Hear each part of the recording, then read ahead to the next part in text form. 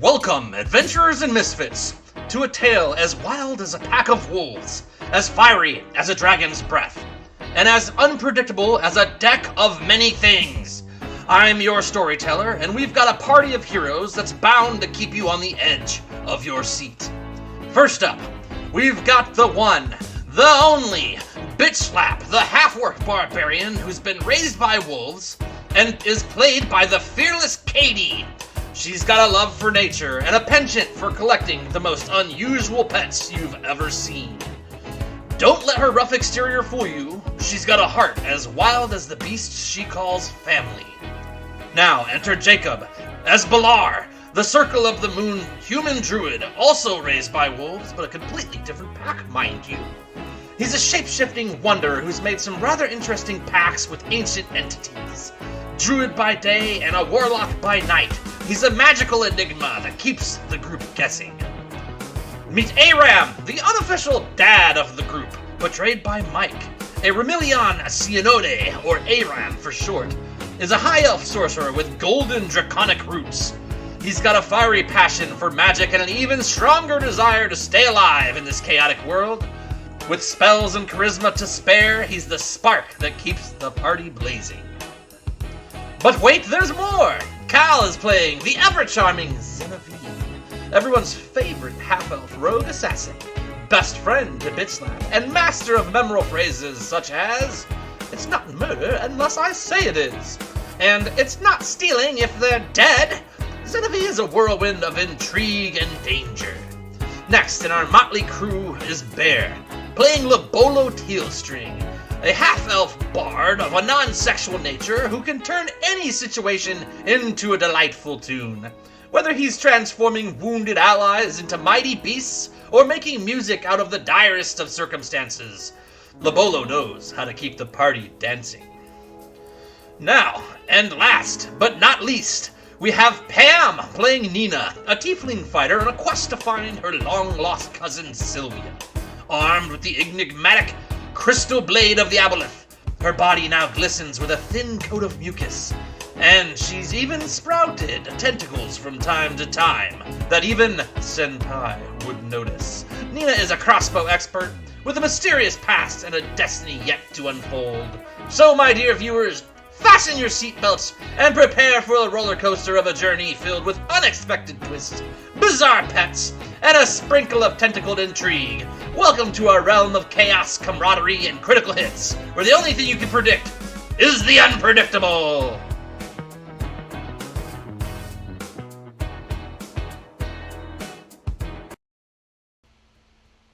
All right, what's up, guys?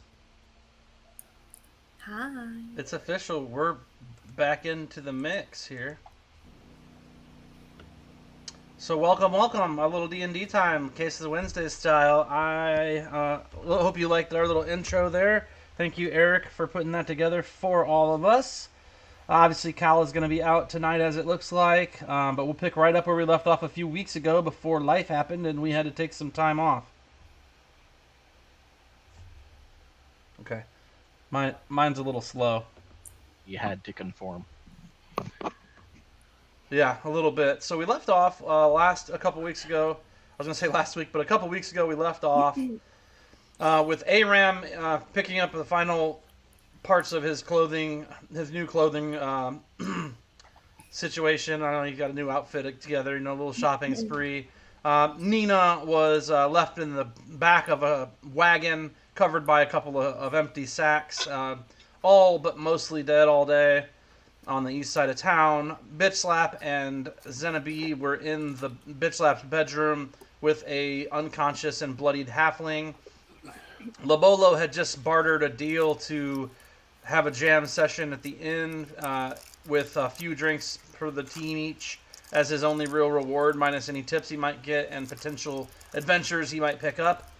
And then Balar had gone to the Temple District to find out if there was a way he could get this giant black oozing gash out of his... Somebody eating chips or something?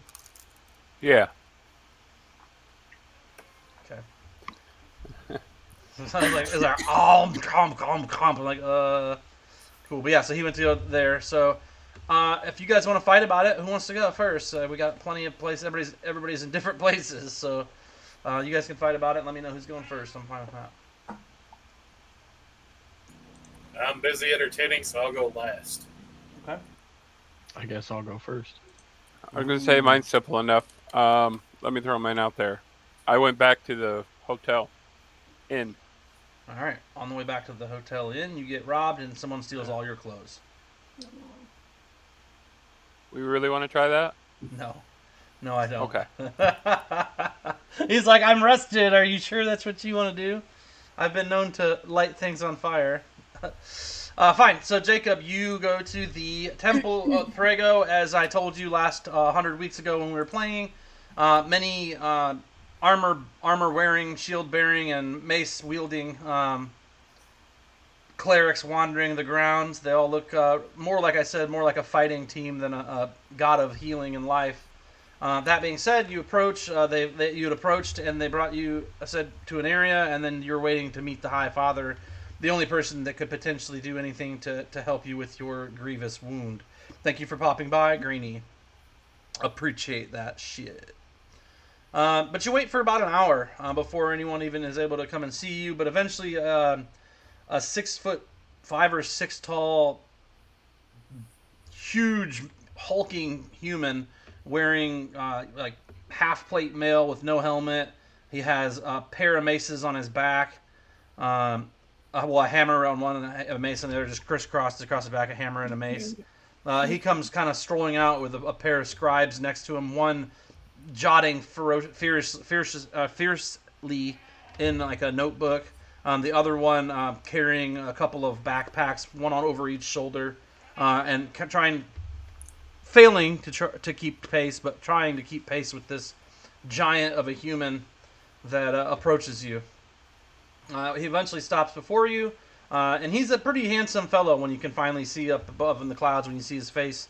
Because he's, like I said, he's like 6'5", so he's a good, half foot, or even maybe, I don't know, what are you, like 5'6"? He might even be a foot taller than you. But anyhow, he's a very decent looking dude. He's got a kind of wavy, medium length brown hair, clean shaven face, and piercing blue eyes. He says, I am Father Astino. There's word come me that you are searching for an answer to some sort of malady that you've fallen sick to.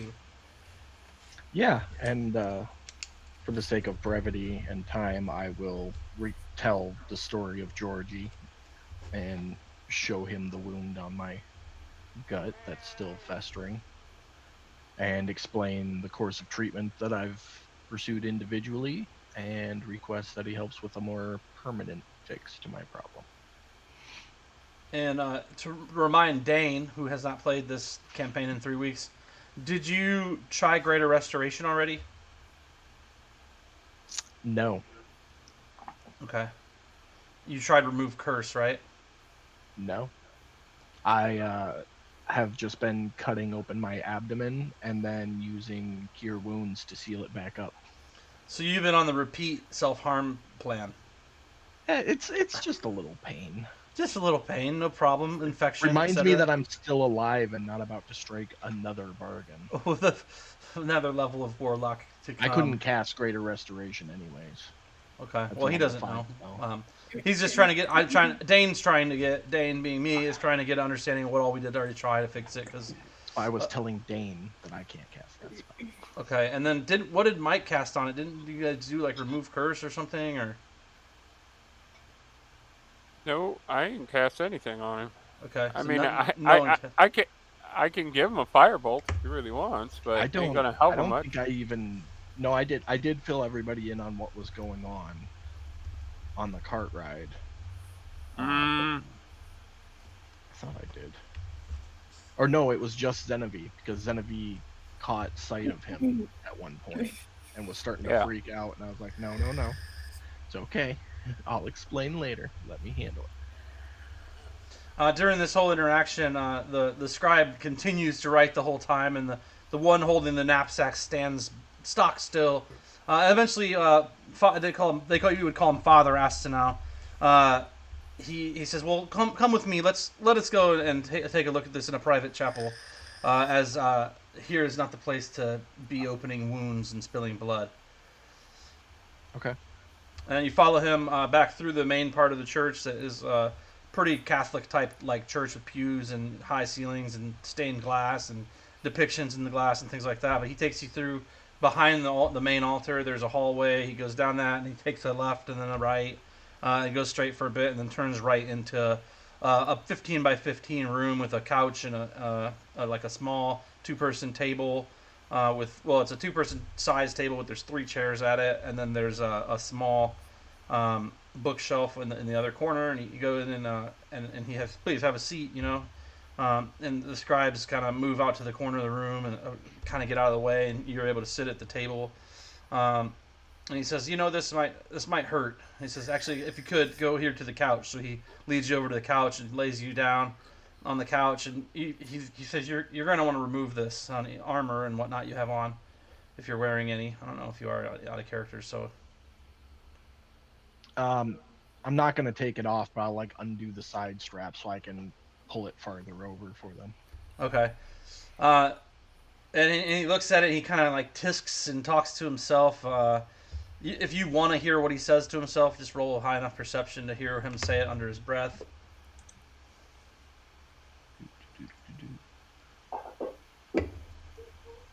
24. By Perego's light, what evil is this? Is what you think you hear. He doesn't look concerned or confused. He seems pretty confident. But he's poking at it. He reaches into the desk drawer that's right there, and he pulls out a scalpel and some needle, some thread. He pulls out an emblem of some sort. If you have religion as a skill, you can roll to tell what that is. Nope. Okay, so he pulls that out and he starts placing stuff on the table there, and he's down on one of his knees, and you're kind of laid back on the couch. He's down on his knees, and he's pulling your stomach and pulls the wound apart, and it hurts like hellfire. He touches it, it's like searing pain, races through your body, from your abdomen all the way up to your neck and down to your toes, and your ears ring with pain as he starts to prod at it. And then he goes into prayer after enough pain has coursed through your body. He starts to chant a prayer in what sounds like another language, not one you recognize. And he's going on for about 10 minutes. He sits there and prays over you. And the pain doesn't hurt as much because he's not touching it, but whenever he was touching it, it hurt like hell. And then at the end of 10 minutes, he swipes you quickly with the scalpel and opens the wound, and it just belches forth this stream of black Icarus blood, just boom, just blasts right into right into his armor and his chest. He's got the scalpel hairs dripping off it. He's doesn't stop in the middle of it or anything. He's still praying the whole time. As soon as he does that, he shoves the emblem into the wound and quickly stitches it shut. Still praying and chanting the whole time. Your stomach has this knot in it from this it's a 3-inch by 3-inch cube that he puts inside you. And it had some emblems on all the corners, on all the edges, all the sides of the cube. But he stuffs this thing inside you, and it burns. It hurts, and it burns, and you feel it moving around. It's almost like if you put a bouncing ball in a small, square, wooded room and just whammed it in there, and it went all around. That's what it feels like inside your now sealed wound. A white light radiates from around where he's sewn it, and he clips the string, reaches up, one of the scribes reaches over and dabs away the black ichor of blood and guts that splayed out, the poison that sprayed out of your belly, and wipes it off of his brow and starts to dab away his armor and things. And he stops, and you can see he's perspiring just a little bit, and he says, "You'll be in pain for some time, but I think I have put a halt to the hatching of any more of these creatures inside you. In a month or so, the item should dissolve and cleanse the wound the rest of the way. It might slow you down a bit, and shape-shifting, as I can tell you're a druid, may be a problem, just because of this healing process takes time, and it's best if you stay yourself."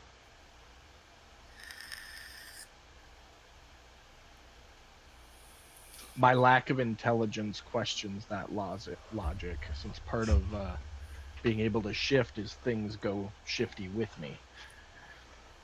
Well, he's not a shifter. This is not something he specializes in, but uh, We'll see how it goes, but he's like, well, I have to shift. I just learned how to fly, so I'll take your words under advisement, but we'll see how it goes. just try and take it easy for 3 or 4 weeks, and see if let the healing do what it does. And you're welcome to get up, and they hand you like a towel, and they continue wiping off their high father. And he gives you one of the scribes. He motions to the scribe with the bags, and the scribe with the bag looks around confusedly for a second, and then reaches in the bag and pulls out a small tome, about 6 inches tall and 4 inches wide, and it hands it to you, and it's actually a blank journal. And he says, if you would, for sake of healing and thought and learning, record your journey in this healing. I'd be interested to see how it all goes. I've not used Perego's instrument ever before. It's something I myself designed with a friend from the Nomenclature Institute, one of the founding fathers of the Institute in Summerside. Yeah, I'll do my best. Do you see yourself going back to Summerside or anywhere that near that part of we were Grenville? heading west, so if we do, it won't be for some time. Well, take this book to the Nomenclature Institute and try to remember to journal in it your experiences with this energy, this creature you spoke of, and then the wound and its healing as well. I think that the cube should handle any additional spawning of these beings. It sounds like a elder fae may have tricked you and found a way to come back to the plane. I don't know much about the fae. But I'm thinking that this should do the trick, at least in stemming the release of his legion of fey creatures. Okay, yeah. If when I swing through there, I'll make sure the journal gets passed by. And just to declare it at this point, because I know I'm not going to remember to say it, but every time I go to take a short or long rest, I'll jot down notes in the book. Okay. And then just so you know who to look for, you're looking for Garland Rowe, is one of the early developers of the Nomenclature Institute. He's a wizard and a tinkerer, and his passion is architecture, but he also gets into the instruments and things and tinkering and different enchantments and ways things work. So he's interested in many things. He has a hot 8 ball. He did spiritually cork the Fey factory, the Fey baby factory that Balar has been wandering around with. Okay. While we're on the topic of books, I may have come into contact with some high item books anywhere in town that might be interested in them. Unfortunately, this town is not the hub of knowledge that I would like it to be, which is why it's even that much more important for Perego's temple to be here, for us to take in the flock of citizens that need our guidance.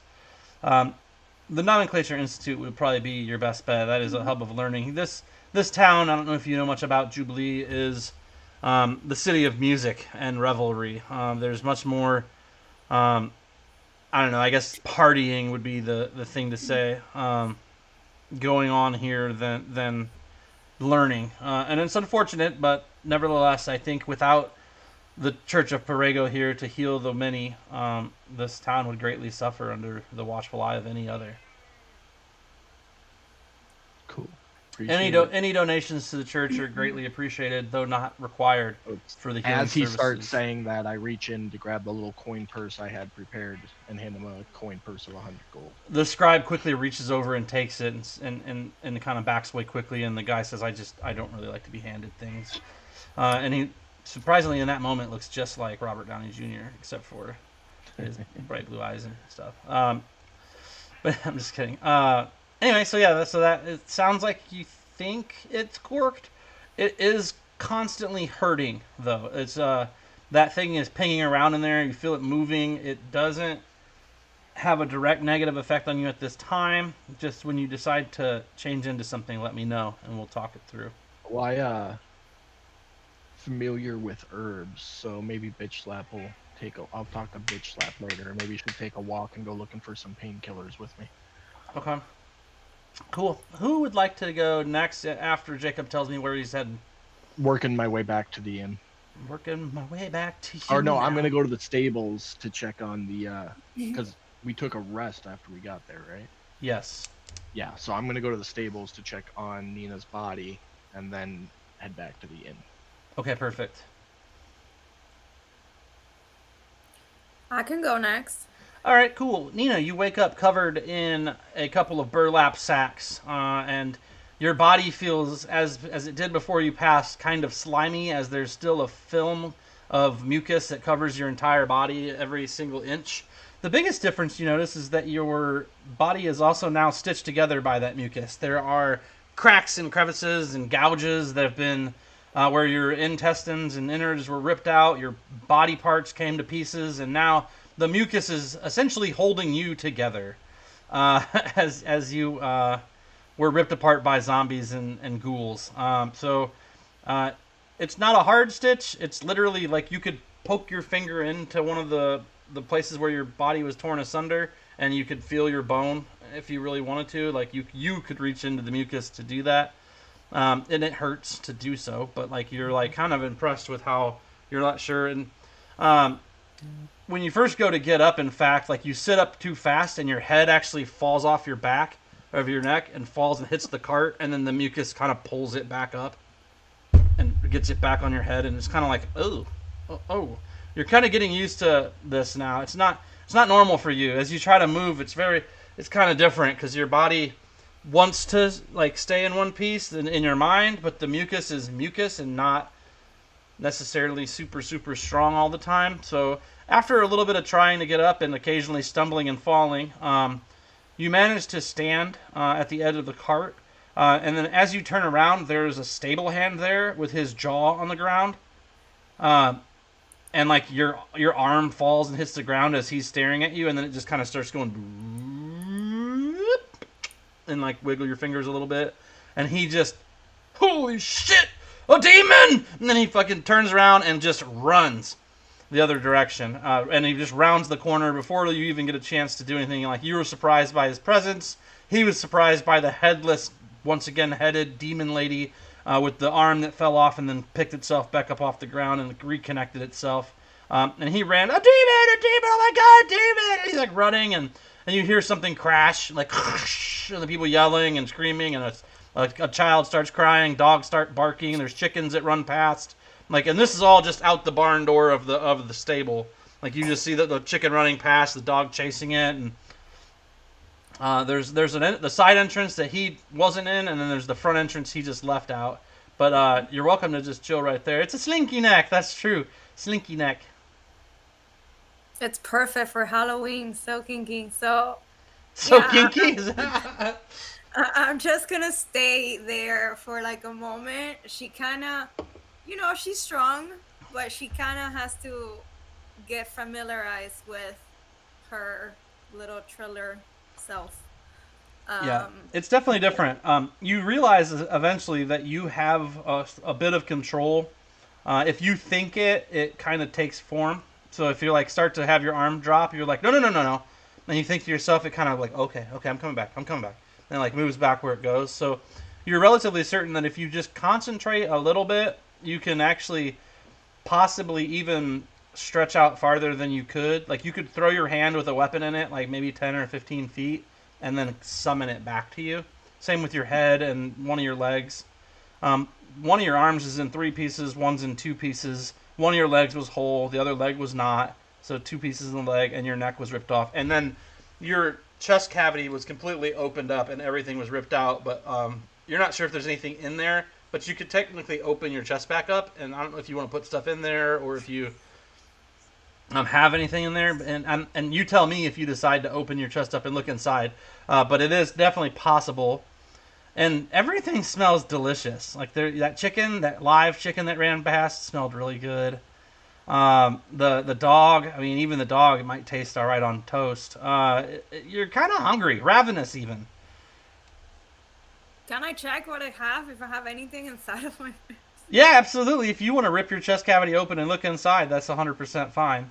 Yeah, I want to do that. You see your spine, your heart, your most of your guts, your other, your liver, your lungs. You got all lung left. Everything else is basically missing in action. And there's just like a pool of mucus inside there. Okay, great. I want some chicken. I'm hungry. Like it's funny that you're hungry with no real stomach anymore, but I mean it is what it is. Like sometimes the hunger pangs are real. So what is your approach then? So you stood there to gather your bearings. The kid ran off, and then you heard all the clamoring outside. You can probably guess that he's gonna try and bring someone back here to point fingers at you and yell.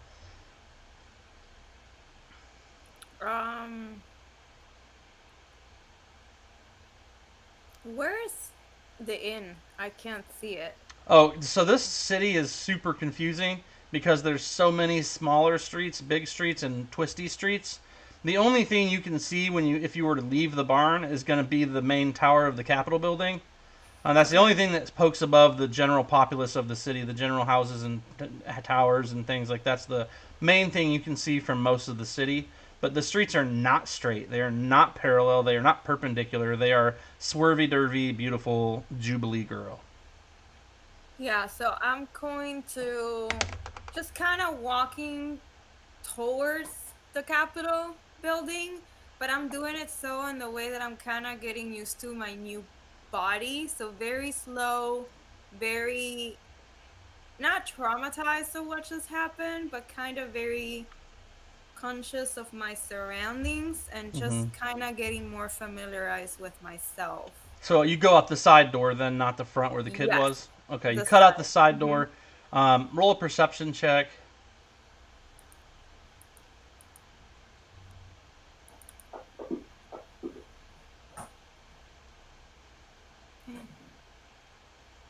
Not super great. Okay. That's all right. You in opening up your chest cavity to look inside, you would notice that you're not wearing your normal armor. It looks like it was in the cart, so you could grab that and take it with you. Putting it on right now is going to take time. You're not super clothed. They didn't redress you after you got ripped apart, so you're a You're stitched together by mucus, semi-naked demon lady with no innards and not really any clothes or armor on at this time. The only weapon you have with you is the aboleth sword.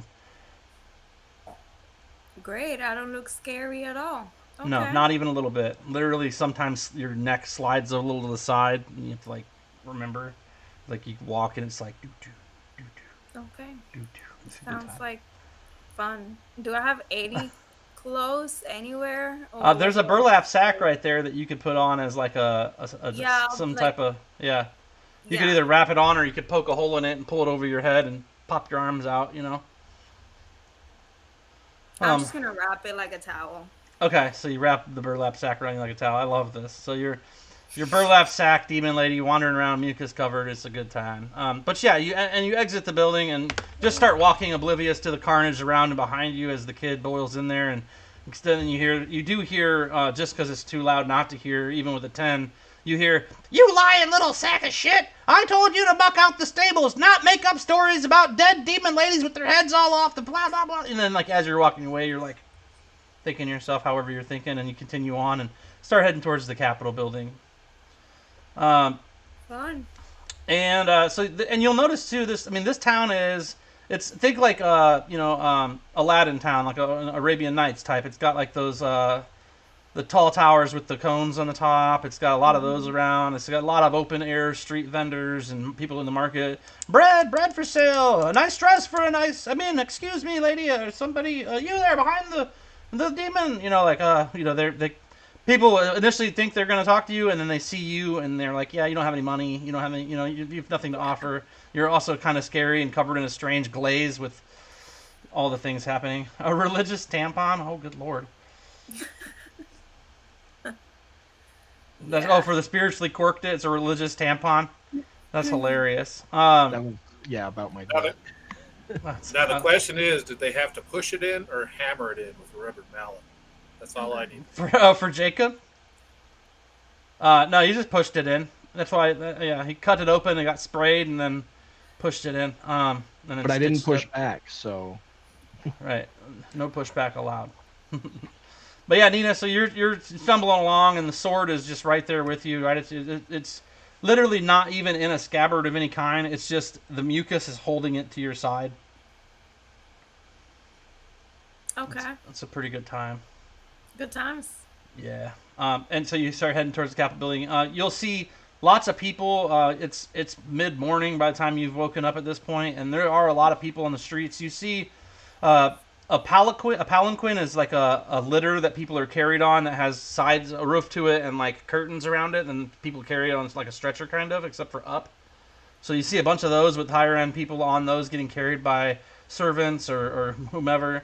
And then you also see the exact opposite of these Richie Riches. You see, young kids in the dirt, like holding their hands out, begging for food, trying to steal apples or bread or cheese from vendors and getting caught. And you see lots of pairs of guards. It looks like the guards work in duos here. They wander around together, and they seem to deal out swift and harsh justice to anybody caught stealing in the moment. But as you're just like keeping an eye on things and everybody's kind of avoiding you, you notice a swath is cut before you as you walk because everybody's like, oh shit, and they like dive out of the way. Just because you do look a little terrifying, even though you're just in a burlap sack, you semi-terrifying for people to see and look at. So, and I'm not much of an artist. Maybe I'll let Katie draw what this looks like, but Yeah. Great. Okay. On the way, is there anything you're planning on doing? No, I can't really do much. I don't have anything. I just want to get to the capital for the time being and see if I can run into anybody. But Okay.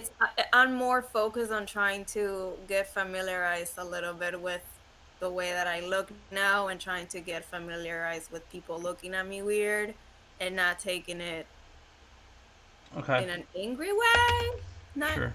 just trying to get familiar with my new me, basically. So, And yeah, on that note, you're walking and you're kind of minding your own business. Eventually, old white lady, super thin gray hair, kind of big nose, wrinkly as all get up, bright green eyes, dark clothes, a couple of gemmed rings on her fingers, and a golden necklace with a strange pendant.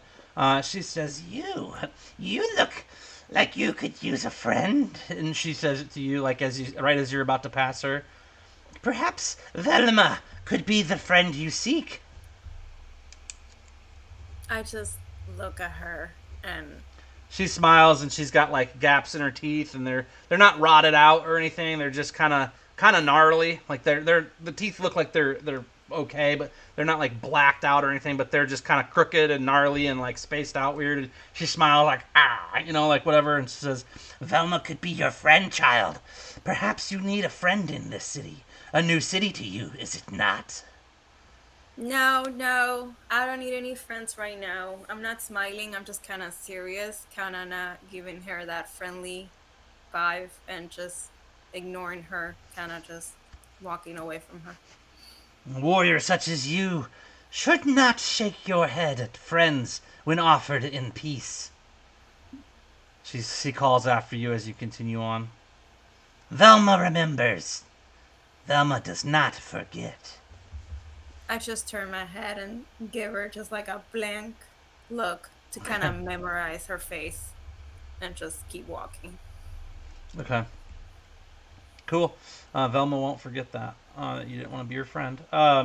She doesn't have a lot of friends, so she was looking forward to making one. All Granny right. can find other friends. Not Oh. interested in friendships right now. No, not interested in old crone friends. I get Nope. it. You're not Balar. He makes friends with the strangest people. Yep. All right. That sounds good. So we know she's on a path. Who's going up next here, we think? Who's left? I I guess can that go. would leave Katie and Zenevieve. So you and Zenevieve are in the room together, and Zenevieve's like, okay, I'm a little weirded out. We've got this halfling. He's bloodied. He obviously is just robbed or something. I'll tell you what, I don't want to get caught with him in here with you and I together over him and get blamed for this. So why don't you stay here with him for a minute, see if he wakes up, and I'm going to go just kind of keep an eye on things around the building and outside to see if we were followed. I just don't want to make sure we don't get tripped up. Does that sound fair? That sounds good. I was gonna tell you to go find your shady friends if you wanted to. I'd Okay. hang out with them. Okay, well, let me see if I can run into anybody from our group and send them your direction. But I'm going to check to make sure we weren't followed first, and I'll let you know. And then you're right. I'm going to go catch up with my potential allies here in the city to see if we could find some work. And That's slips up. what she was originally looking for. I know, and they found one. He's just a bloody mess. Yeah, so she cracks the door open and slips out quietly. About a half hour goes by, and this little halfling guy wakes up. His battered and bloodied eye with blackened eyes, black broken nose, just worse for wear. He looks up through his hazily at you. He says, "Where am I? Who are you? Please don't kill me. I've given you everything." Well, I'm Bitch Slap. Some guys were roughing you up, and we made them stop, but you were kind of asleep. So this is my room in an inn. Bitch Slap. I know not of a name of such as this. I can't quite see you. My eyes, they're so swollen. I feel the veins, my eye burst. Is it red? And he like lowers his cheekbone down a bit, and you can see his eyes just covered, like it's just a bloodied eye. Like his whole eye, his eye, what is it, capillary or whatever, has burst. Oh no, Eric's here, guys. So I'm sure that we'll get some nerd force spent at some point. But that being said, so he does have like a burst capillary, and his eyes all red, and he's like, I can't really see you. What manner of creature are you? I'm a half-orc. Fantastic. A better creature has never existed. I must thank you from the bottom of my heart for saving me from certain death. Oh, yeah, no problem. I have no way of repaying you, as I fear they've taken everything, including the deed to my farm. Oh, that's a bummer. I don't know what that means, but that sounds bad.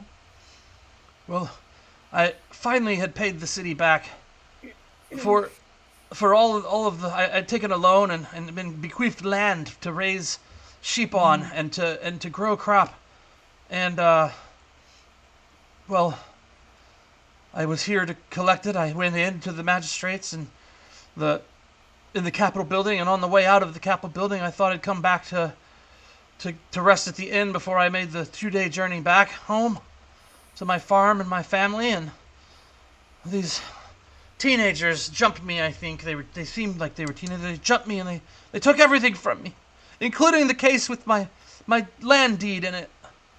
And now I fear for my family's life and for my farm, in which they have possession of the deed. So all of the years my family worked, my father and myself included, to get the land paid off is now squandered, for the deed is gone, and I fear the land will be taken from us by evildoers. Lobolo will probably want to know if those sheep are bow-legged. No, they aren't. They're reverse bow-legged. Okay. Not me, sheep. Baramu. For now. It's a hard break, guy. Do you need help? You've saved my life this day already, Madam Slap. I don't know what else you could do. Just scaring them off with your words at least kept me alive to hopefully make it back to my farmstead in time to warn or protect my family. And he tries to stand and instantly falls. And oh, my leg! I fear they broke my leg. I can't even walk. He starts like blubbering and crying, like, I'm never gonna make it there in time on foot. If only I had a wagon and a horse. Oh, and had enough money to hire a guard to protect the farm. I don't have to make payments to the city anymore, and I could afford a small retinue of men if I could get back to work here soon. But with my broken leg and everything that's happened, I'm not sure what I'm going to do. Oh, what will Martha think? Well, let me confab with my buddies. I've got some friends. Maybe we can help you out. I feel a little bad for you. You're in a bad place. Oh, You want to just you. rest here? I did say Martha. You're a godsend, Madam Slap. I couldn't have asked for a greater angel than one such as yourself. And to think of the ill rumors that half-orcs have received over the ages, obviously all lies. My name is Brunoe. Brunoe, the halfling they've called me, or Farmer Brunoe to my friends. Where's your farm? It's 2 days west of here. We're going west eventually. Oh, praise be to Lord of Light, protect us and heal us in these days of woe and misdeeds. He says a prayer, and you don't have religion, do you? Because you're a barbarian, and you're like, religion. Spit. Exactly. I make my own laws. My own religion. All right, but yeah, so Brunoe has had better days. He is, in fact, married to Martha. They are farmstead people. You find out he has a child as well. I don't know if did I say one or two? I can't remember, but he at least has one child. And then her, and they are actually at the farmstead tending the flock of sheep. He has like 60 sheep, and he has like 10 acres of land that he just farms to sell at market. But yeah, so you tell him to wait there, and then you go downstairs, or? Yeah, I assume we saw Lobolo performing when we came in. You would have heard him. Probably would have sidestepped the actual place where he was, just because you're trying to sneak in, kind of quickly. But you would have heard him like banging on his drum or strumming on his lute or whatever he's playing on, singing songs. And you probably would have noticed, like in retrospect, as you got to your room, you're like, that song was about me and my tree. Holy cow! And they returned to Black Tome with a sapling dead, raised it high to heaven.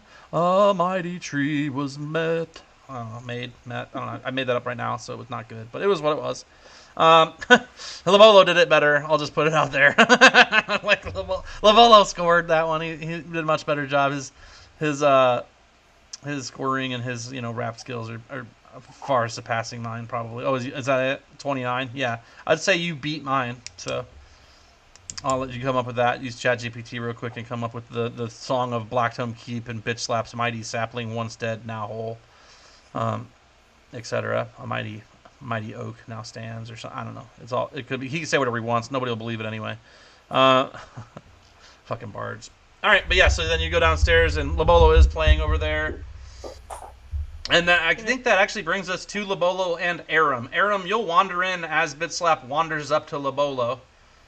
Jacob, Balar will as well, and Nina, you'll get to the Capitol building right around the time that they all meet up in the inn. So I was heading to the stables. Oh, that's right. Balar, you'll see something that resembles Nina stumbling, gating through the streets. Zarthafinkel's doing well. Jacob hasn't asked about him. I was kind of letting it simmer. But you might have missed the beginning where he got the healing done to him. But you will eventually come across Nina stumbling in the street with a burlap dress. And you see behind her as you approach a dark dress-wearing, gray-haired crone shaking a gnarly fist after her, like, "You'll never, ever..." Whatever she said. "No one tells me no. No one. Velma will remember." And like you're like, Velma, whatever. So I'm gonna intercept Nina and escort her to the inn. Okay. So then I'll start that again. So Bitchlap comes downstairs to find Lobolo, who's over there busy drumming. Yes. drumming away. As he's drumming away, getting halfway through his song, and Bitch Slap approaches, Aram walks in. As Aram approaches, and they're waiting for you to finish your song as to not interrupt your performance, in sidles Jacob with burlap sack wrapped Nina. And you're all together, except for Genevieve, who's out exploring the darkness. Like she does. Like she does. So where's your clothes, Nina? She I still will has them walk on. like They're just this. ripped. This is my clothes. This. They were You just said shredded Her armor and stuff was in the cart. okay. But she didn't have time to put it on because she was still trying to figure out how to even walk. She's sort of gaits like a toddler right now because she's like, if she tries to step and if she doesn't concentrate enough, like her leg forgets to move and she leaves half her body behind. Let's get Nina up to the room.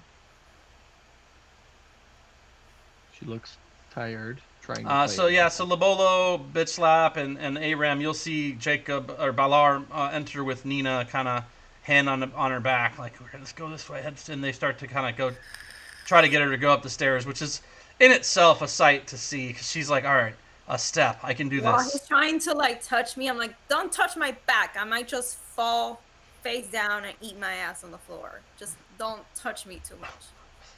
I'm not like touching. I'm just like hand there to try and catch you if you fall. And I'm just Okay. letting you know the minimal touch you might have, I'm just gonna break, or just like I'm like Jello right now, but breakable. No, I'm literally doing the don't touch me drunk person escort where you're just there to make sure they don't fall and crack their head open, but you're not actually touching them. And like, if this wasn't one of your guys' friends, like watching her try to concentrate to get her body to not come apart as she steps upstairs, actually would be kind of funny to see.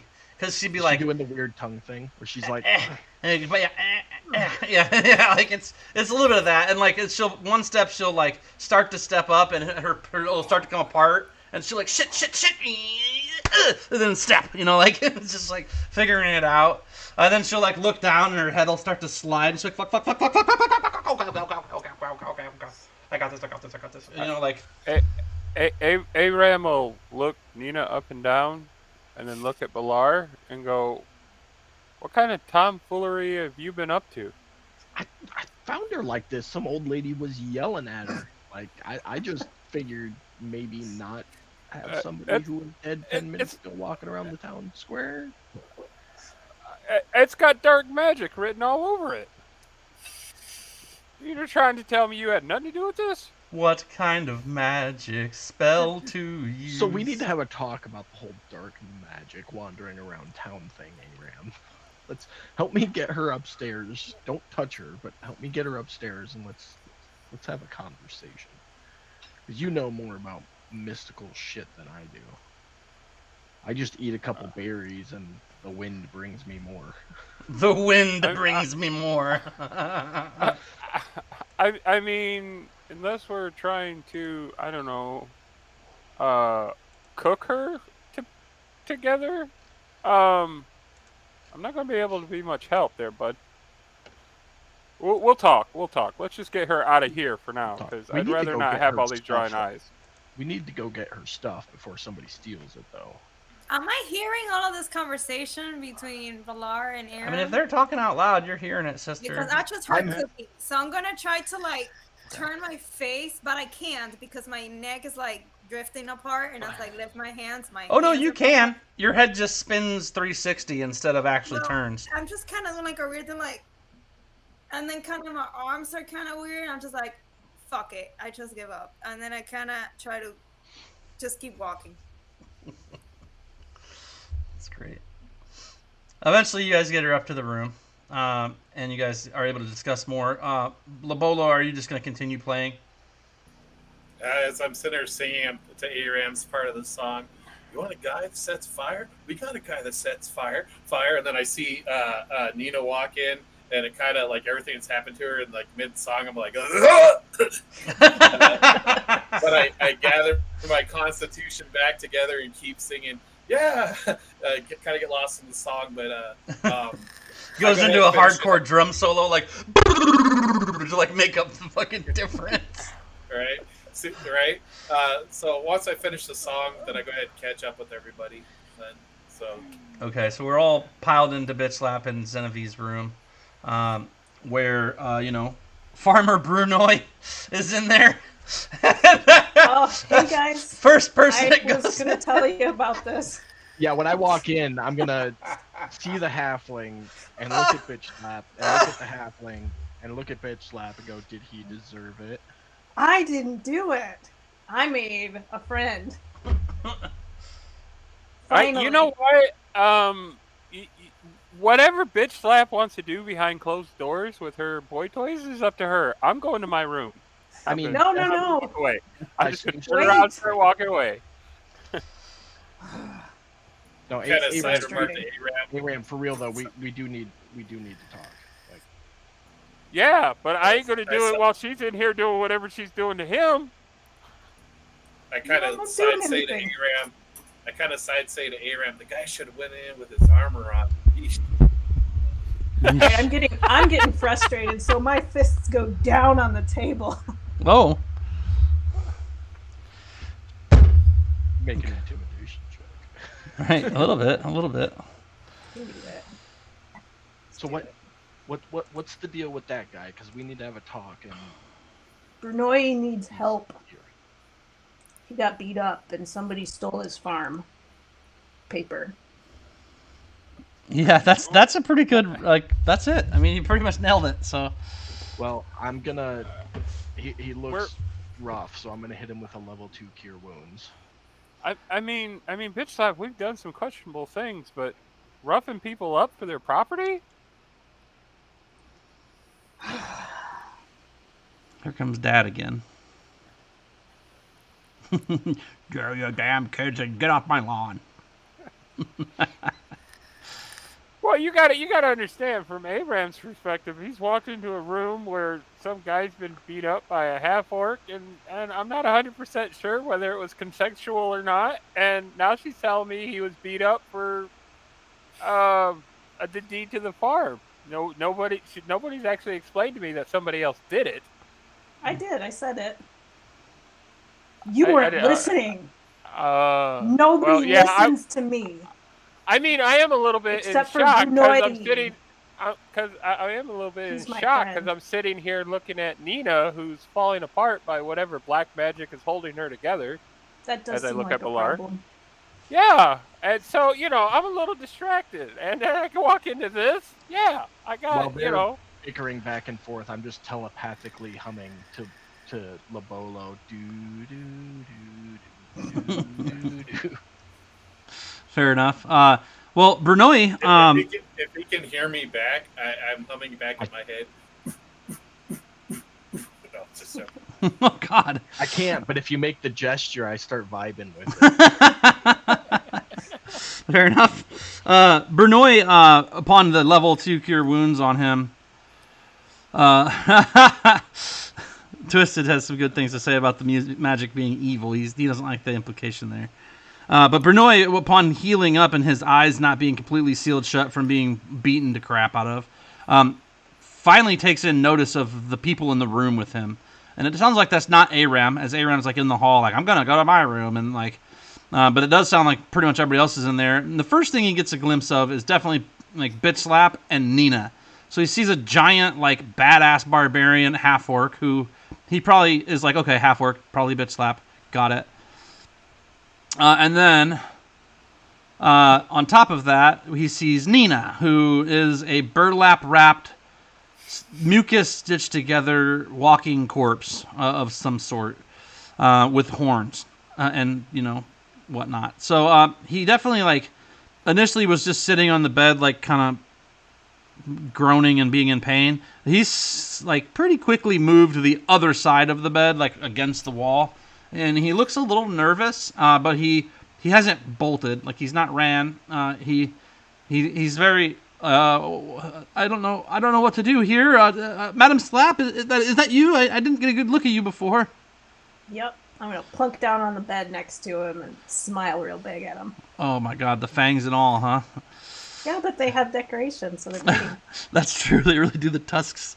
His eyes get kind of big, and he goes kind of like white. Like he's kind of a tan dude from being a farmer, but like he goes pure white when you plop down next to him, and he says, thank you so much for saving me from death. I have to be moving. I have to get back to the farm. I have to see if I can find help to help me with the farm and to save my wife and our small child. But I should probably be going. I should probably be going. And he kind of gets up and makes the leap to the ground and starts to edge his way, trying to avoid being close to Nina to get to the door. So he's out. He's not left yet. He said he should be going. Wait, don't leave. We can help you. Well, maybe I can help you. Well, you've done so much, and you do seem a formidable group, but I wouldn't want to ask too much. I don't have much to give. That's okay. And he is actually, like, the broken leg has went away since you healed him. That was one of the first things that stitched together. Well, I don't know what I could offer. I mean, it's very generous of you to say as much. To be purely not frank, but to be honest. Hey, I just got a notification for something.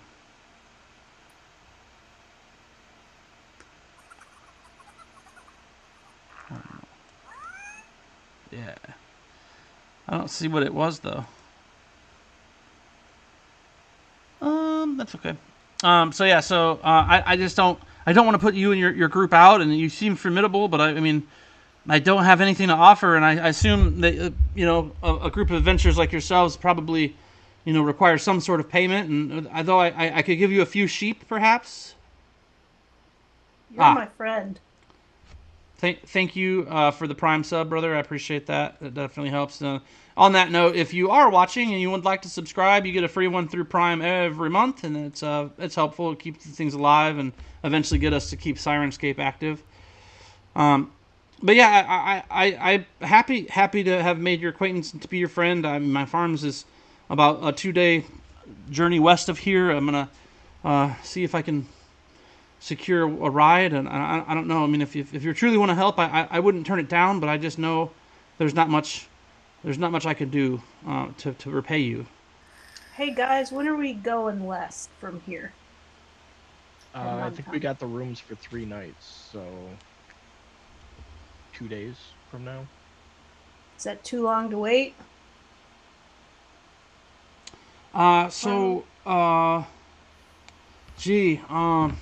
I mean, the sooner the better. I don't know what the plans of the nefarious teenagers is going to be, or who hired them, if anybody, or if they just robbed me blindly. I don't know what to expect. I'm very nervous to get back to my wife and our young child. He's not even walking yet, and I'd hate for my son and my wife to, be murdered while I was gone. With, normally it's a peaceful countryside for the most part, but with them having the deed, I'm afraid they're going to go after my land. Well, okay. I guess you can go then, if you don't want to wait for a ride with us. I chime in. Do you need to get the deed back? Well, that would be ideal. But even still, they'll know where it is, as it's written on the deed, the property lines and location. So, I mean, I'm going to need to do something. Something's got to break. Do you remember what the teenagers that beat you up look like? It all happened so quickly. I truly don't know. Where did you get beaten up at? Where did you find me, Madam Slap? He was in the alley, just out back there. Yeah, it's like 30 or 40 feet around a corner from here. We can go take a look and see if we can track him down.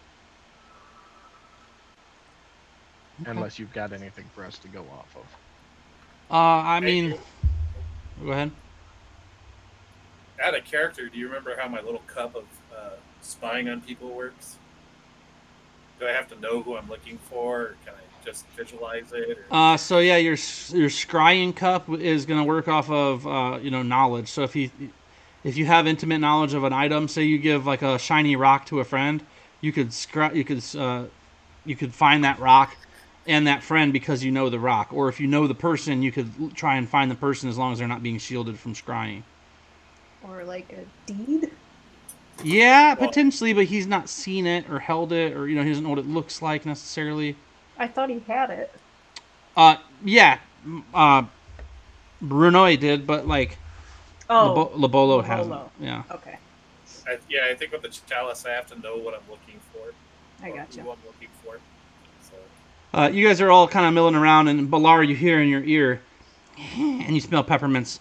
Did someone say child?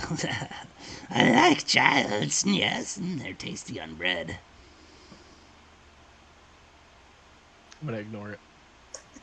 Okay, that's fine. He's basically fluttering next to you, like just kind of hanging out. He's there. been doing it for a week. I feel like I'd be pretty attuned to just. Oh, you're attuned to him. Lovely. I see you're trying to get rid of me. Firestar! Firestar, you can't ignore me. Firebear. Firebear. You're the star of my life, Firebear. What is your real name? So anyways, a halfling, I forgot his name already. Brunoy. He needs to get going. Are we keeping him here? Or we send him on his way? Because we got a couple other things we got to talk about.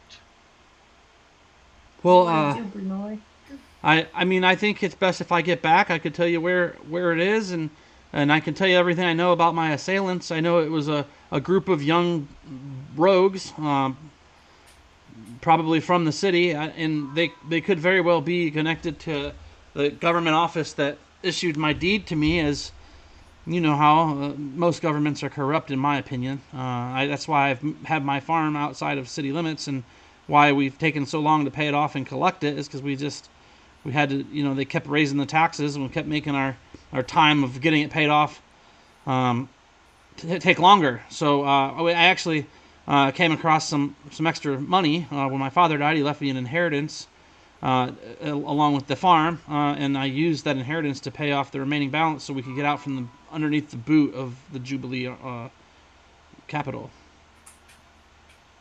Yeah, just mark on the map here where the farm is, and we'll see what we can do for you. You guys have a map, right? Pretty sure I do. Can I check insight to see if this guy's being truthful? You absolutely can.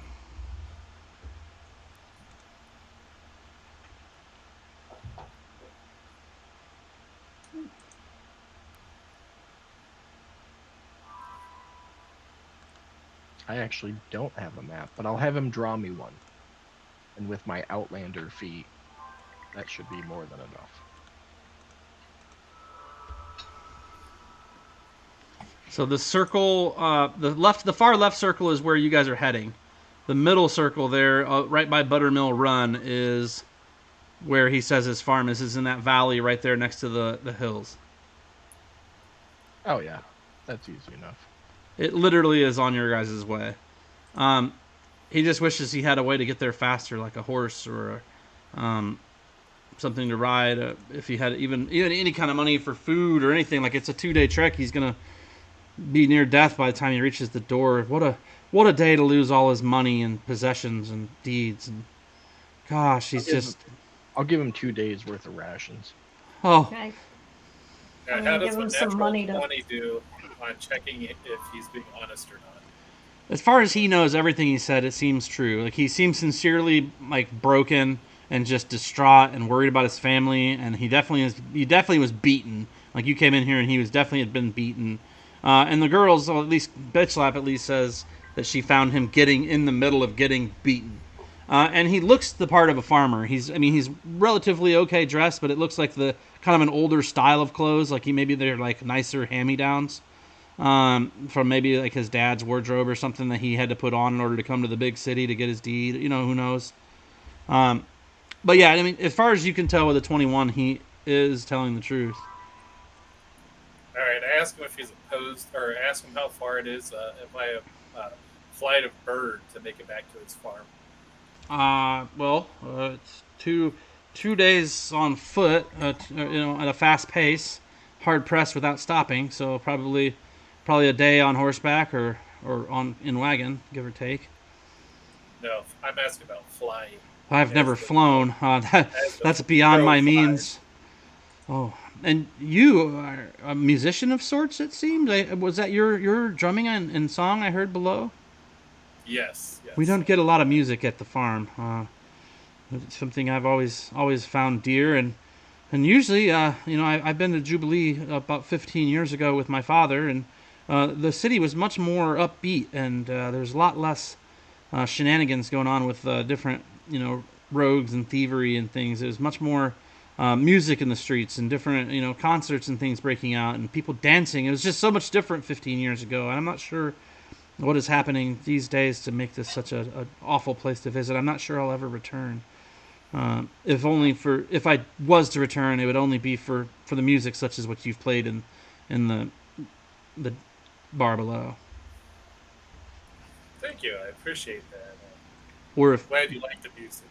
Or if this young Madam Bitchlap here was to invite me, I would, as I'm in her debt, I would owe it to her to return. I don't like the city either. I wouldn't make you come back. Oh well, good. Come and visit me at the farm at Buttermill Run, as long as I'm not dead by bandits, or potentially nefarious city-paid rogues. I would be happy to cook you a stew. Perhaps my wife could even make you a nice woolen cloak or blanket for the road. I'm gonna give enough money to buy a horse. Tell him to buy a horse. Blessings of Erm be upon you, mighty warrior Bitslap. You truly are a blessing to the little folk of the realm, and nothing besides you and what you've done for me has paid off in this city, and I will forever remember you till my dying breath. And he takes the money and he says, I plan fully to return this to you as soon as I can get a crop in, or perhaps sell a few head of my sheep. Yeah, it's for you. It's for you, And my he friend. exits stage left and heads downstairs and goes out and gets a horse somewhere, and potentially we think he's gone now to the farm. Him and Old Yeller both to the farm. And then you guys are alone. Aram, you're in your room alone. Everybody else is in Bitslap's room. Zenevie is missing in action. Thoughts, answers, debates? Aram's in his own room? Yeah, he left, right? I was walking out the door before I got stopped. Okay, well then he's not in his own room. He's in the hall. And the little man leaves. Aram, get in here. Okay, I step in. What's going on? Make sure everybody's in and shut the door, and I will recap what happened to me. Okay, can I get your words on what happened to you? Oh, Lord. Because I like it. Almost died again. Little dude said he could bring me back. Little dude brought me back. Zenevie bore witness to me cutting my gut open to give birth to little dude, who immediately turned invisible. But then she saw him at some point. He like pops in and out of invisibility. That's why I've been, purging my gut for the last week. But now I got this box in there, and they said it might affect my wild shape, so we'll see about that. Speaking of it, this is excruciating. Bitchlap, how do you feel about going and walking through the woods and helping me find some painkillers tonight? Because that sounds a lot better than the city. Okay. Awesome. So do you show him your stomach where you got this thing cut? Okay. Absolutely. You guys can see this disc just spin, or the cube just like spinning underneath his skin. It's like going along the wound along the top of it, and then it goes around the bottom of it. You just see the edges of the cube as it rolls around in a continuous like loop, following around the scar where this thing is, and that's what he means by pain, because it's pushing against the inside of his stomach and shaving off the ichor bloody mess that is his stomach. But they said it's only for like a month, so... Does the light create Eric's nasty, bro. Eric says he has a new kink now. Yeah, Eric's all about your box. It's ridiculous. But Yes. Does the box still happen to strobe light? Just out of curiosity. No. Oh. Bummer. Not from inside him. Maybe if you stuck your head inside his stomach, you could see. I don't know what's up with Nina. I found her wandering around town getting yelled at by an old lady like this. Everybody's head kicks over to Nina, and she's rolling her head like from arm to elbow, getting used to it. You know. But we definitely need to go back to the stables and get her stuff before somebody steals it. That's funny. I mean, her and her stuff was left in the cart, and the cart was being tended, so there better not be anything missing. I mean, we could play coulda, shoulda, woulda all day, but I'm sure Nina would appreciate having her stuff here with us over somebody not in the group saying, yeah, we'll watch it. Yeah, no, for sure. We can, definitely go do that. We got to figure out what to do with her, though. Okay. She needs a wetsuit to hold her together or something. She's gonna get used to it at a certain point, and it won't be as big a deal. In fact, she'll be able to use it in combat. I feel like Nina should just get some sleep and see how she is in the morning while we get her stuff, get some painkillers, and see what we can do about finding those teenagers. That's what I think. That sounds good. Sounds good to me. Okay. Cool. So that sounds great to me as well. So you guys let her get some sleep, and then while that's happening, you guys go out to the woods. You manage to grab some painkillers, some opium plants out there you're able to get, so you're gonna be all oped up now. Hey man, what's good, bro? I mean, I don't want to get high. I just want to take the edge off a little bit. Yeah, you can put opium paste around it. It'll actually numb it for you a little bit. Sweet. You'll have to grind it out. I don't care. Just poke inside my body, and I can touch all of my inside, so I will get high. I don't care. You bring back this big pile of opium, and she's snatches it up, rolls a fatty with it, and just starts choking it down or whatever. I don't know how to smoke opium. I guess Straight Scarfaces it, just yeah. and she does it, and it just pops out her neck. Damn it! Something like that. Exactly like that. I can't even get high. You missed it, Pam. I don't know if you missed it. But I said you were rolling your head from one arm to the other, across, Yeah. like a soccer ball along the back. It's like a marshmallow jello body with goo all over. That's how I feel. It's rough. That being said, I'm going to speed things up a little bit. So you guys managed to get things from outside, get the healing salves or, the numbing agent that I'm not going to say it's actually opium, but between Bitslap and Balar's nature skills, you guys are able to get some sort of root or leaf or something that you can grind up into a paste and put on the scar to kind of help with numbing that area while the ball rolls around, while the cube rolls around inside there. After a long rest for Nina, she wakes up and has a lot more control over her body. It's almost as if her normal body. But you can, in fact, throw an arm from either side out up to 10 feet away. And then everybody else... You're a sulky woman. Yeah, you can essentially chuck your hand and it'll go and be on a slinky string and pull it back. So you've got an extra 10-foot reach with the one arm. You've got 3 chunks on one side and 2 on the other. So, I mean, you can... Yeah. So there's some interesting things you can do. Just think about how you could utilize the fact that you can throw your hand 10 feet and have it come back. Or that you could throw your hand and then your elbow. One after the other. Machine gun! Hand, elbow. You're in trouble now. Oh. Now, she also did get her leg cut. Can she do it with her leg also? Yep. Yeah, and she can do that with the one leg as well. And you can also potentially store things inside your chest cavity now since there's nothing in there. So I have a place to hide shit, and I can literally bitch slap everybody. So with the legs being slinky, does that give her double jump distance? No. It gives her the ability. She can kick a leg out 10 feet and summon it back.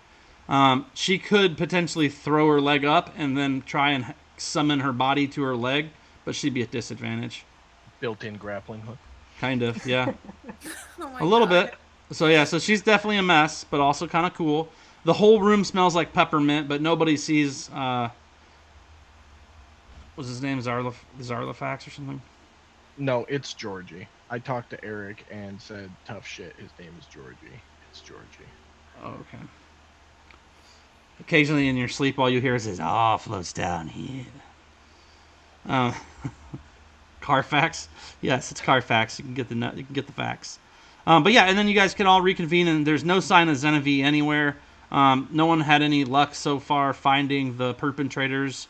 And this will. So, on that note, though, I have this wonderful spell called Wild Cunning, and if we go to where he was getting beat up and I cast the spell,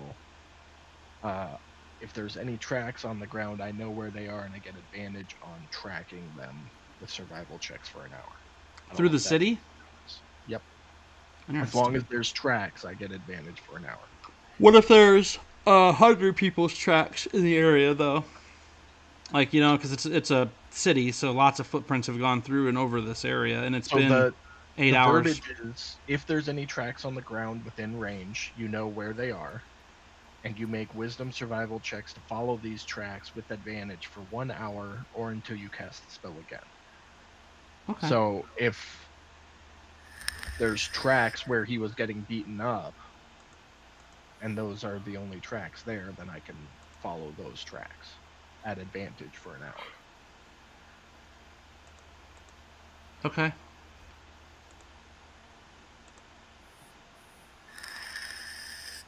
I can dig it.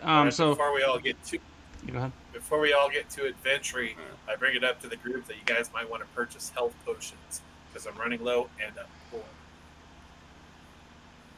Me too. Yeah, you guys have used a lot of your money up.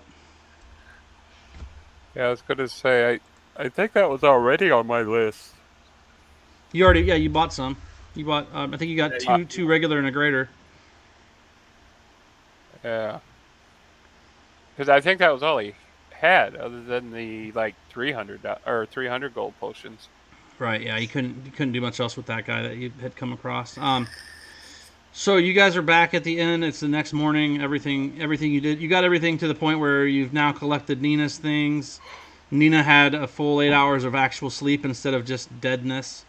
So she's feeling refreshed as well.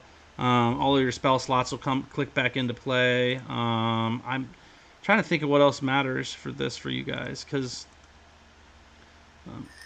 there goes your long rest. Zarlafinkel Georgie. Georgie is got the whole place smelling like peppermint. All of you can smell the peppermint. Like, that's not going away. Also, everybody can make sure you max your hit points out, because the hit point drain from the ghouls is going to be gone by today. So if you had lost any hit points, I think some of you did. Like Nina, you probably did for sure. I think you were originally way higher. I don't know where. Let me see. 2 I think I put it under her special moves, and I typed it in there for her. abilities, special moves, actions.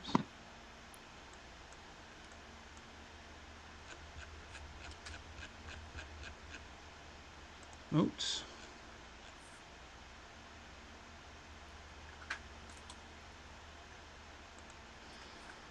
It's fine. So what is it? 90 plus 18, so 100 and. No, hers will be 90. Why? She's a D8 hit die, right? Fighters are D10, aren't they? Did I look wrong? Yeah, they are. They're D10, so you'd be at 90 plus your con mod of 2 plus, or 2 times 9 is 18, so that's gonna be 108. Okay. And I think Bitch Slap, yours was down too. Did you already fix it? I did. Okay. So just to be clear, that's a D12 times 10. Nina needs to level up as well. So it's going to be 100, and then 3 times 10 is 30, so that's 130, and then you have 18 more for being a half-orc, right? Mm-hmm. For, like, being tough or something. It's like...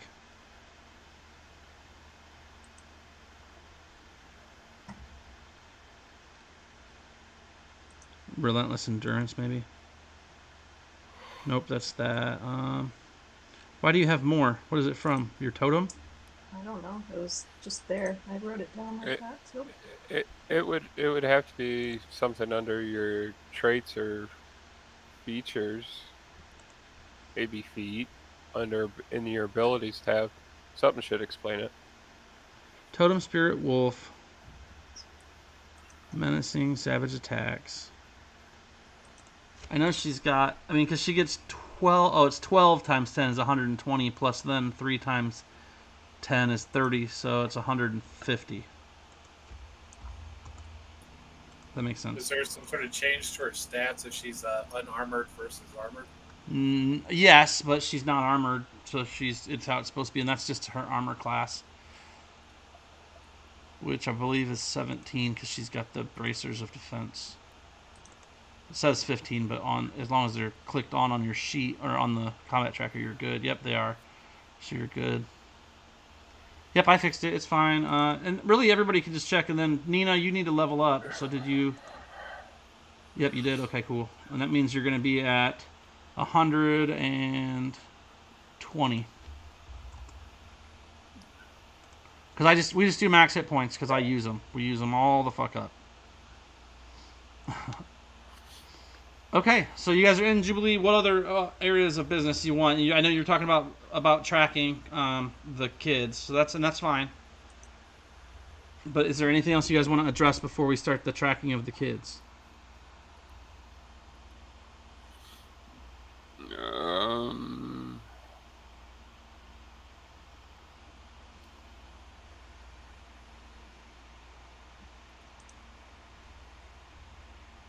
not me. No. I'm good. Okay, so that's literally just track down the people that Genevieve's probably hanging out with right now. Okay, sounds really good. That's fine if you want to use that spell to do that, Jacob. I think that it makes sense for Ballard to want to do that as it's a thing, so you can definitely try that out. Bitch Slap can take you over to where the mugging happened, and you can cast your spell. So the spell immediately shows me any tracks in the area, and then it's just survival checks to track them from there. Okay. There are so many tracks in this area. You can see like the old dried pools of blood where he got beat up at, where she takes you. And then you see multiple sets of smaller boot prints heading away from there, kind of just down the alley more. You can attempt to track those. It'll be a wisdom survival check. Pick one of those sets and follow it. Okay, so then that's an advantage survival check. Those are horrible numbers. 16 though. I mean, 16 is moderate. You're able to follow the tracks for about 15 or 20 feet, and then all of those tracks get turned into like 100 sets of tracks, and you're not sure where small boots end and old boots begin. Well, city tracking is harder than snow tracking or like this forest was a tracking. fun use of spell slot. I mean, I think it's actually a pretty viable spell. It's just the city is so busy. I mean, even just going the 2 or 3 blocks from the hotel or the inn, I mean, there's 100 people you guys passed, you know? Let me see. I might have one other thing. Are you all in the alley right now going to go and investigate this? Does everybody go? I'm there. And it's the morning after, so I mean, I kind of flashed forward to them. You guys managed to go out and find some herbs and stuff and everything. You know, that kind of under the radar, and I just swept it under the rug, and we continued. So, yeah, you guys. I do have one other thing I can try. I am going to burn a use of my wild shape to cast Find Familiar.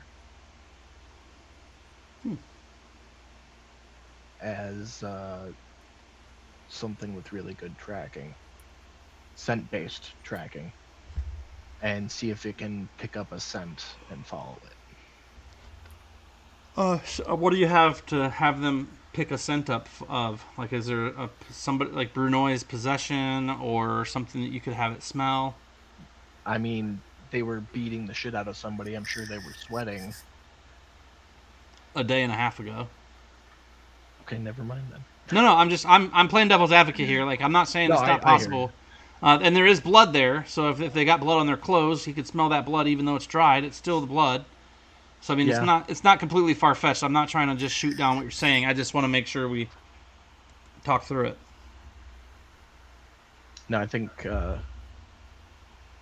mean, there's blood there, so that's really the only thing viable. No, that tracks. If their spell. Don't mind me. I'm just touching things. How'd you do that? No idea. Just touching things. It just happens. There's when you open up a box in the top right corner, like if you open up a spell record in the top right corner, there's an output record to chat. Like, interesting. Oh, okay. That. Very cool. It's actually pretty helpful. I've never seen it. I never looked at it. There we go. Mess around and find out. A second level druid feature, wild companion option. Huh. Never played this before, so that's pretty cool. Half your druid level. I think this is something that only a Circle of the Moon druid can do. Yeah, pretty cool though. I mean, it's a cool feature to get a familiar for 5 hours. So what do you summon? A bloodhound? You know, like, what are you thinking? Like a panther or something? I don't know what your options are. It's a fae, so that's a thing.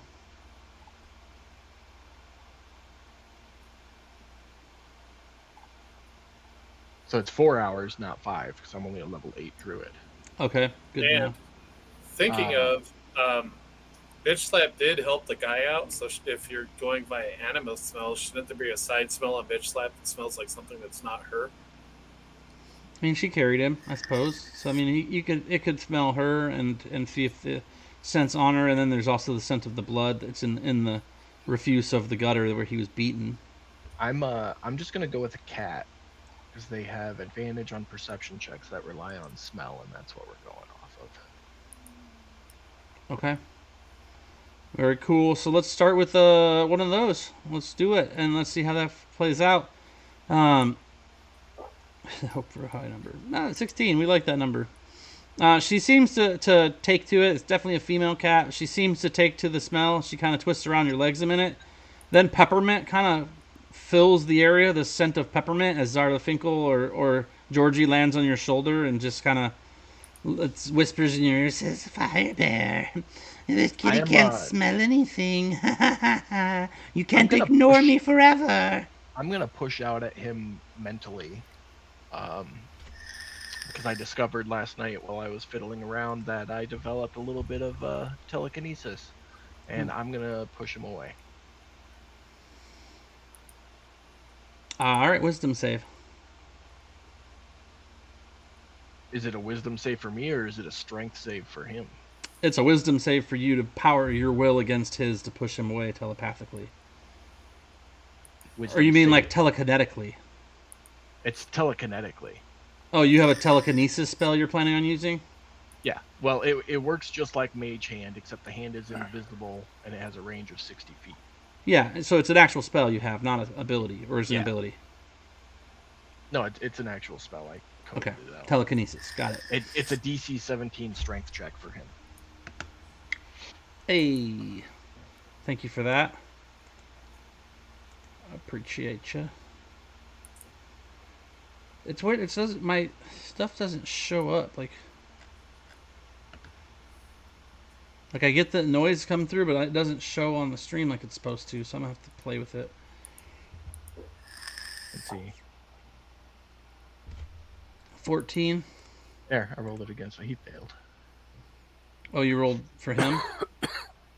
I dropped it on him in the combat tracker. Yeah. Oh, okay. So yeah, then he's pushed away. I got you. That's perfect.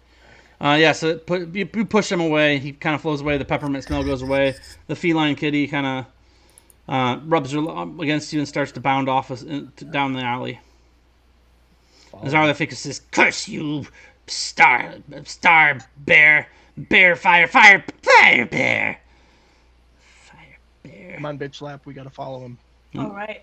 He's sitting on the top of a building, just kind of looking down at you, talking to himself and rubbing his hands together and cursing your name. Nor me. Take care of my friends coming. Fire bear, you punk bitch. As I'm running down the street chasing after my cat familiar. Right, you're like, I'm following the kitty. Fuck you, Georgie. Bear, I feel like Bear loves Georgie the most. Georgie later, but I'll deal with Georgie later. Yeah. It's okay. He's gonna follow you guys. All right, so the cat manages to get you guys an extra 40 feet from where you originally went, and then it starts to kind of look around a bit.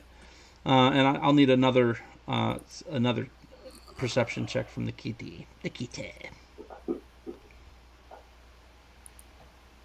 Meow. Meow. It says a couple times. And it's just an all black cat with a kind of long haired black cat. It's got extra whiskey ears and long whiskers and a white stripe along its chest, straight from like its neck towards its belly, and it's just making the sound and it kind of goes in a figure eight around your legs again, and then sits down and looks at you. Oh well. Fire bear. You can't hide from me, Fire Bear. If you won't be my friend, maybe your friends will be my friend. Oh, Fire Bear. It's you or them, Fire Bear. It's you or them, Fire Bear. You can't summon a kitty from my realm and expect it to work for you, Fire Bear. And the cat, its hair goes on the back of its end and it backs away from you. The smell of peppermint starts to creep up from behind you. And the cat backs up farther away. Its hair sticking straight up, its tail puffed out as big as it could be. And it starts to hiss and growl deep. To temporarily, because I can do that, I'm reading the spell right now. Dismiss the familiar into the pocket dimension. Okay. So it doesn't freak out, which I'm not familiar with Find Familiar, but okay. It's a Fey Find Familiar that you've summoned. Yeah. So I don't know. There's a correlation there that. And I'm gonna prison wallet. Step into the closest alley. Be like, bitch slap. I need to talk to Georgie real quick. Just you're gonna think I'm crazy, but just let it go. And I will turn to Georgie. Fire Bear, I've been waiting to have a conversation with you. Bruh. Trying to do something. What is it you want to do? Play with the fucking kitty? This dinner! It's best! The cat's trying to help me find something, and the thing is of magic anyways. You couldn't eat it if you wanted to. You take one bite and it just poof and disappears. But does it sound very filling? No, it doesn't. So, leave the cat alone. But look, man, like, trying to find these people. Who are you trying to find? I can help you. These couple of teenage kids that beat the crap out of somebody we're trying to help. I don't know how shit works. Plops down in front of you and does a little dance and does a little cartwheel. And he says, I can help you. Remember, Fire Bear, I am your only true friend. We've made an agreement to travel together, and I will always help you. Do not leave me in the shadows. I wish to help. It is my way. I can appreciate that, but I gotta trust you first. And what's not to trust, human? The fact that you're referring to me as human. That's a good place to start. Is that a lie? Are you not a human? While this is going on, can I take a look at Bitch Slap and see if she thinks I'm crazy or not? Oh yeah, you can totally look and she'll tell you what she thinks. Nothing to see here, folks. Move it right along. Move it right along. It's cool. You talk to whatever you want to talk to. Pockets of dimension and space that you wish. You know? Yeah. Weirdo. All right. Talk to trees. It's cool. How can you help? Let's start with that. Who are you looking for? The farmer or the boys? I heard everything. I know it all. I know everything. Fire Bear. The boys. They're in the city, obviously. They're boys of the city. They seem to be boys of the city. I'm sure we can find them. Do you know what they look like? No clue. I was Me. trying to have the cat follow, but your peppermint kept throwing off the scent trail. What do you mean? I don't smell any peppermint. You smell like peppermint, bro. Never heard of it. Is it a liquor? No, it's a... Well, you're not wrong, but not originally, no. It's a candy. It's a treat. You know, Fire Bear, this is all very boring. Summon your fucking cat! And he, like, flies up and scrambles up a building and then, like, runs off in the distance. Wait a moment for the peppermint smell to dissipate, and then I will call back forth the cat. Meow. Slap, you got any blood on you it can try to pick the scent back up with? Oh yeah, I haven't bathed. Let's, you can roll again. Much better. 21. It starts to skitter down the alley and turns right down a corner of a even tighter, smaller, 5-foot alley between two taller buildings, very dark. And it goes down and you hear meow from maybe 20 feet down in the darkness, which Bitch Claps can see just fine in black and white, and so can Nina. I've got dark vision too. And so can Balar and Labolo and Aram, because you all have dark vision. Or, like, whatever vision. Low light vision, at least. I just wanted you to say I've got dark vision so that we could fit the memes. You know, but yeah, so he's down there. Oh, I am a human, but for Yeah. my invocation for Warlock, I took the Devil's Sights. Why not? I mean, let's do it. But the cat is down there and he sits and he's yeah, at what point do you not even understand what darkness is, he says. That's true, like when is it not dark anymore if it's just always light? I can see fine. Well, it's in black and white if it's dark vision. So yeah, it's down there about 20 feet.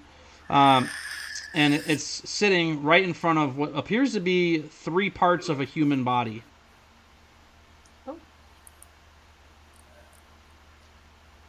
Before we get any closer, I'm gonna do the thing where I can see through the cat's eyes, so I can see up close before we get any closer. Okay.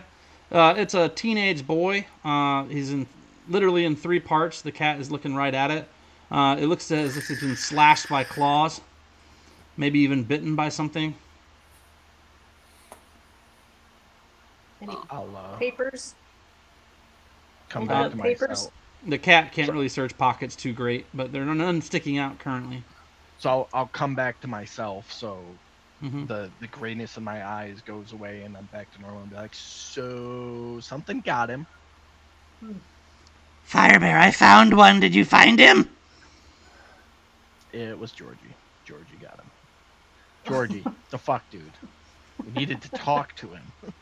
You didn't say talk to anyone. Well, you ran off before we could finish talking. You need to not do that, man. I'm sorry, I was so bored. Well, apparently there were a couple more. If you find them, don't kill them, and I will give you a treat. What is the fucking point?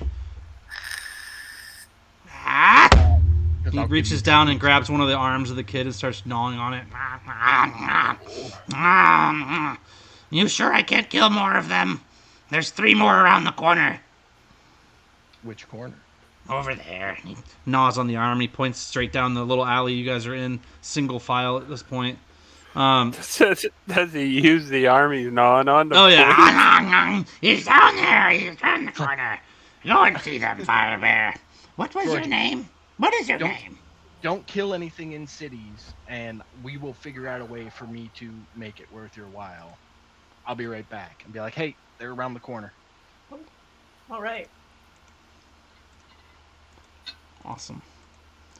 So you're going to go on your own? Speak with dead. Okay.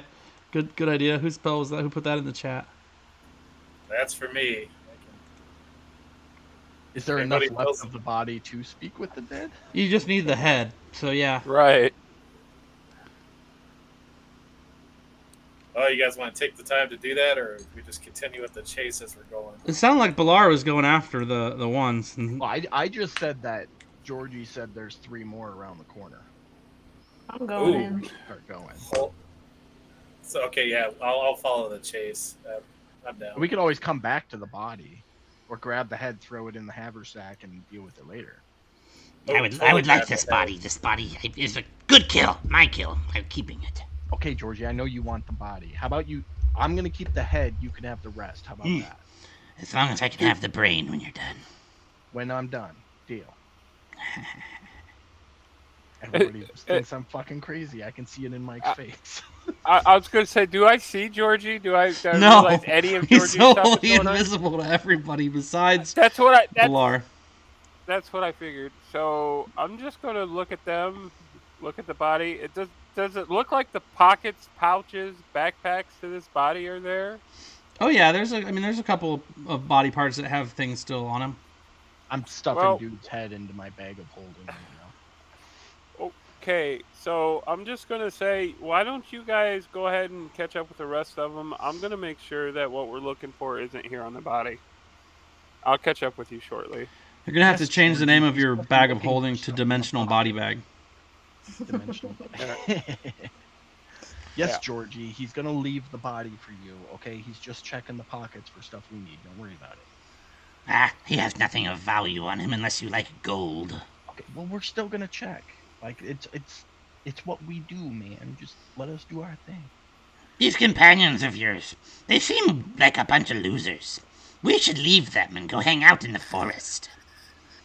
Come with me to the forest. Let's go and hang out there. When the sun starts going down, maybe. Okay, we got to see what happens with these other 3 first. Just give me a little bit. Let me deal with that, and then ask again. Okay. I do like the one with horns. There's an interesting hue to her. Okay. Yeah, we're not sure what's going on. You guys are all standing there, and like you, Jacob Bilar sees Zarfinkel just like stop eating the arm for a second, and he looks over, he looks at her, looks her up and down, and says, "Interesting indeed." And he starts to kind of walk towards her, like. So anyways, the other 3 are around the corner. If you guys wanna. The smell of peppermint fills your nostrils, Pam and Bitch Slap. Yeah, I love it. So Georgie? Smell the crystal. Like I said, yeah, you guys go catch up with the rest of them. I'm gonna see what's on the body. Okay, there's 10 gold on the body and a dagger next to, like, shortly off of the body. Okay, well, it looks like there's nothing here. And then start following the group. I'll pocket the 10 and dagger. You guys round the corner and there's a pile of 3 bodies. Just in the corner. Sorry, I killed them yesterday. I thought you might want them. Yesterday? I told you, I'm here to help. I'm your only true friend. And he picks up the arm again. I'm gonna pop my neck real quick and start looking through pockets to see if there's anything there. What were we looking for? The deed to his farm? That's the main thing. Firebear, I think you're in pain. Would you like me to help you with the pain in your belly? Nope, I'm good. And I'll pull another leaf out of my... We'll call it Icarus root. Icarus root out and start chewing on it. Okay. And I look through the pockets. And roll a Constitution save as well. Let's see if we can add addiction to Dungeons and Dragons. 13. Small answer is we absolutely just did. So, it's good though. It's a numbing agent. So. Restoration. All right, cool. So after I prepare it tonight. So I think these are the only 4 that were attacking, but I can tell you they came from way over there. I can smell their leader. Stupid cat. Can you bring the leader to me alive? Stupid cat. I'll eat you for dinner! I'll wink and pocket dimension the cat again. Thank you. Say what now? Bring you the head of the leader? No.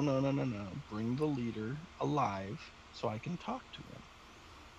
And if I get what I want out of him, then I will let you eat him. You'll tell me your name.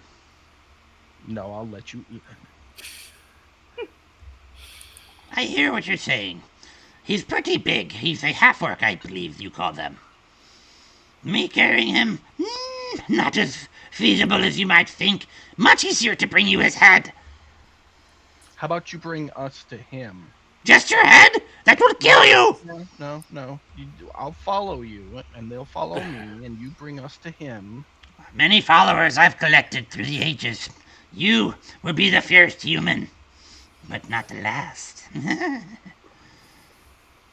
so you're going to take us to him so we can talk to him alive. And after we've talked to him, then I'll let you eat him. You promise I can eat him? After I say it's okay. He pops into existence and he points at all of you. He says, You heard him! He said I can eat him! After you speak, he's mine to eat!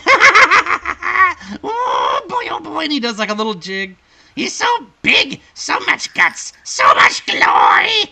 The sun is out of the shadows, into the light! Bah, Fire Bear! Introduce me to your friends. They're going to feed me as well. What is your name, elf? And he reaches a little skinny little hand up to Lobolo.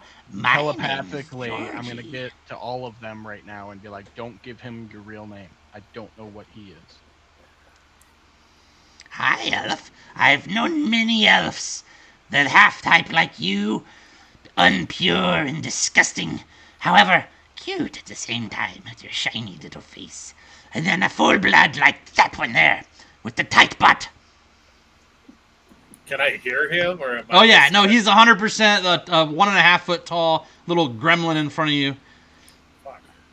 Yes, you heard him say I could eat them. I shall. My food will be mine. My food will be mine. He's I'm like fixated. intrigued. I'm like, do you know where they live? He's like dancing and swinging around like a teenager's arm that's half gnawed on. Yes, of course I do. I followed them all, and they came back to kill more, to take more, to rob more. These are bad humans, worse than any humans. We'll talk about that later. Let's find these people, and then we'll party. Party? You say party. Are you an alcoholic? At times. I might like this half-elf. It's a pity you weren't trapped between realms. I could have came back with you with a much better arrangement. What did you say your name was?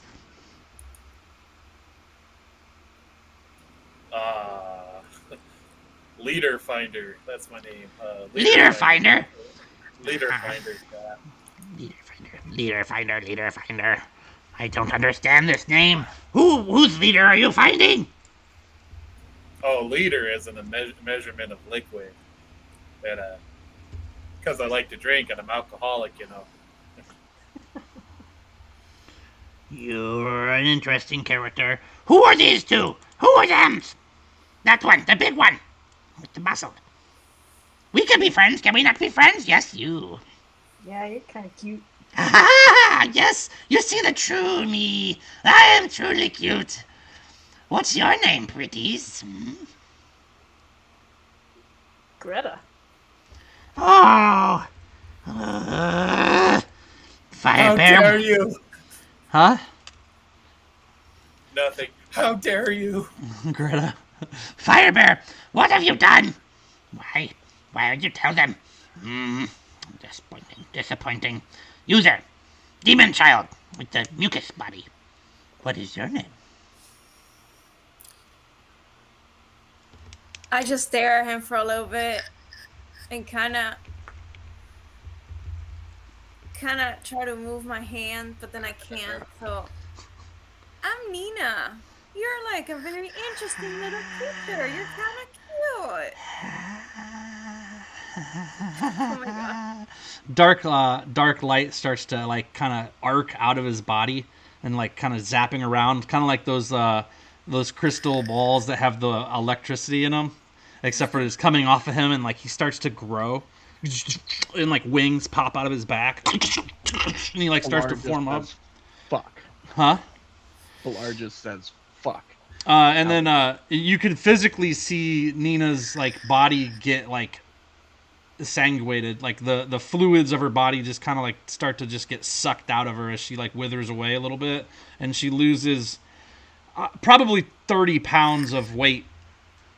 We lost Bear. We lost Bear. Hold on. Yeah, he's back. I see him. Great. So you lose like now you're like held together by mucus, missing chest cavity stuff, and then 2 on top of that, the fluid inside your body has been sucked out by a demonic fae who has now utilized that to grow to his next form, which is much uglier than his first form, but also still kind of cute. And he says, Nina, you have freed me. Goodbye, Fire Bear, and fuck you. Thank you for the ride, but I found a new companion. and with that, he takes his like still small body and he climbs into her chest cavity and nuzzles in. Well, you're the one who didn't listen and done fucked up, so he's your problem now. A little bit of time goes by, and you guys are kind of all standing in stunned silence. And then Nina starts to spasm, and wings pop out of her back. Oh, God! And these, like, decent-sized, demonic-looking wings pop out of her back and fold into itself and look more like a cloak. Love it. Yeah, I got enough problems. I didn't need none of that bullshit. Well, I mean, luckily for you, one of your friends didn't listen, and they just gave one of the elder, like, Fey demons their name. And it's now the bond is stronger now between Nina and Georgie, as you say, or Zarlefinkel. Just Temu's not lying. This is how you become a BB. You pick up the crystal sword of the Aboleth, and you befriend a demon Fey Lord.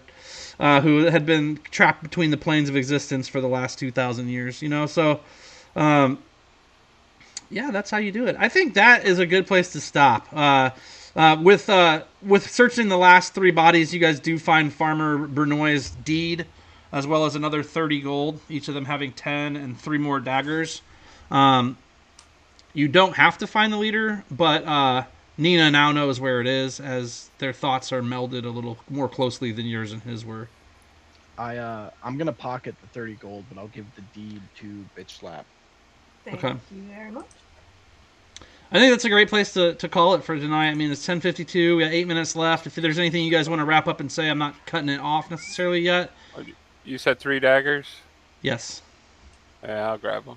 There's 4 total if you count the first one from the first corpse. Sounds good. I will pop my familiar cat back into existence and do cutesy cat shit with it. It With Bitch it Slap. meows a bunch and like curls around your legs, and it steers clear of Nina. And Nina, the cat, looks delicious. Yummy. I'm hungry. As will most small things at this point.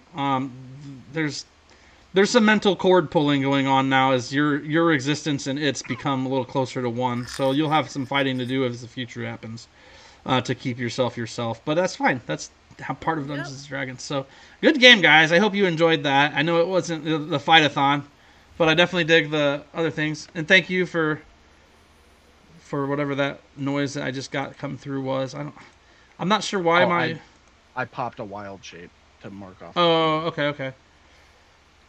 Cool. I'm glad, because there's supposed to be. I have stuff set up for alerts where if people do things and stuff, it should show up on stream, and I had it show up for the Streamline game. But I don't know. Thoughts on the game, guys, tonight? Anything you guys want to add to top it off for the evening? Any overall favorite moments or worst moments, or things we could do better, or things you missed from the other games, or what you expect for next week, where we're going? Are we going to still go after the leader, et cetera, et cetera? Can we go back to 3-hour sessions? Can we go back to 3-hour sessions?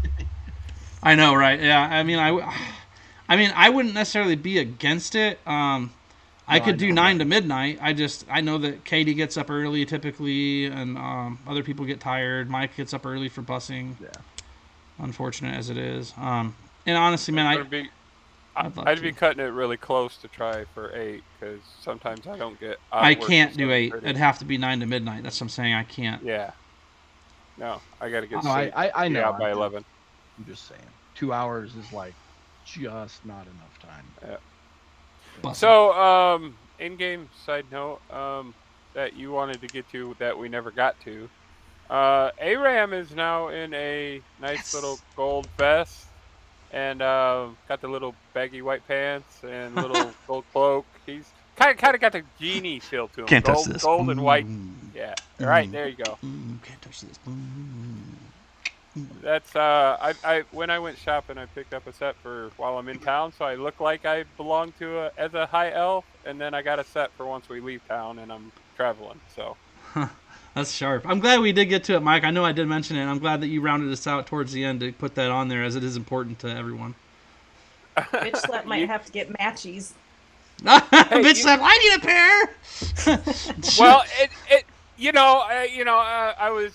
I was looking at my clothes when we got to town, and they were completely trashed and ready to fall apart. So I needed to pick up some new clothes, and I got to thinking. I was like, you know what? I'm a high elf. I'm a respectable high elf. And the beard's disappeared. So you know what? It's time to look the part. So it was fun. I think it was one of those things where Nina's it's a fighter. She's not really that vulnerable. She's not anything that was going on with her today. That's not what she normally is. So today was just kind of those awakenings of, okay, this happened to me, and now I'm here, and this is all new to her. So it's kind of like another side of her that nobody probably has seen as of yet, and whatever's next to come from her might be a little bit different. Maybe. Yeah, it's not even your final form, so. Exactly. So it's definitely different than what we're used to seeing from Nina, or at least that's what it's hopefully going to be. Yeah, no, I feel like she had a lot going on. I mean, if we need to, scorch some skin back together, just let Aram know. He'll heat you up. We'll melt all that stuff together, keep you together. I feel like a candle right now. I feel like a candle. I'm gonna make it canon right now that periodically I'm gonna use my telekinesis to just slap Aram in the ass. Unbeknownst to him, he's getting a couple of slaps going on per game. Well, he spent the first 5 levels of the campaign doing it to me, so that's true. Have some dragon breath. Good game, bro. Just little attaboys, not enough to like push him or anything. Just every once in a while, that tight elven ass. Mage hand is 5 pounds of pressure. Okay. I mean, eventually my arcane knowledge is going to kick in. I'm going to figure it out. I'm just saying. And if, Aram comes rubbing on your shoulders, you'll know why. You've summoned me. A good shoulder rub might take my mind off the gut wound I have festering. Yeah, I mean, at least 2 of the party are in rough shape. I mean, Pam's literally a walking, mucus puppet, and, you've got a fey demon portal in your belly, or, I don't know, a seedling farm. Who knows what the hell's going on there, and it's the constantly twisting Rubik's Cube of healing in there, trying to disinfect the gutter wound. In-game note, Dane, I still need details for my shard of refraction that I got off the Ferris wheel. So I know what I can do with it. I think I have that somewhere. Let me go to my. I should have that.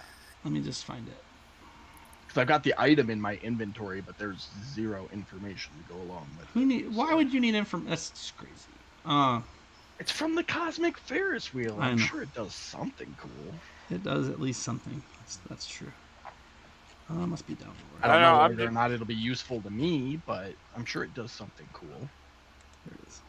I'm just waiting until we get to a town that actually appreciates magic stuff, so I can offload mine.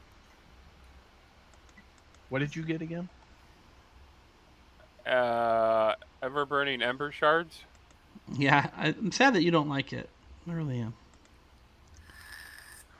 You gave a fire mage shit that burns constantly. What do you think he's going to do with it? I don't know. I feel like that's a pretty decent thing. D&D name, clock of town, red wall.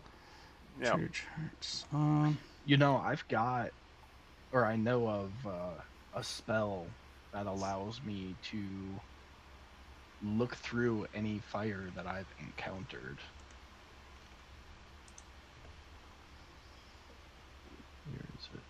That's cool.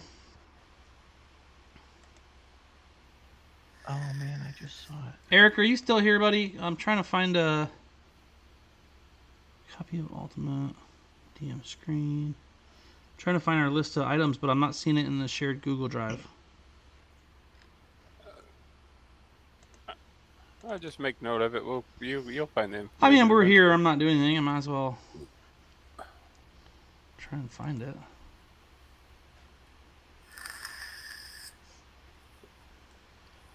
Artifacts. It was a 30 years ago. I think I got it.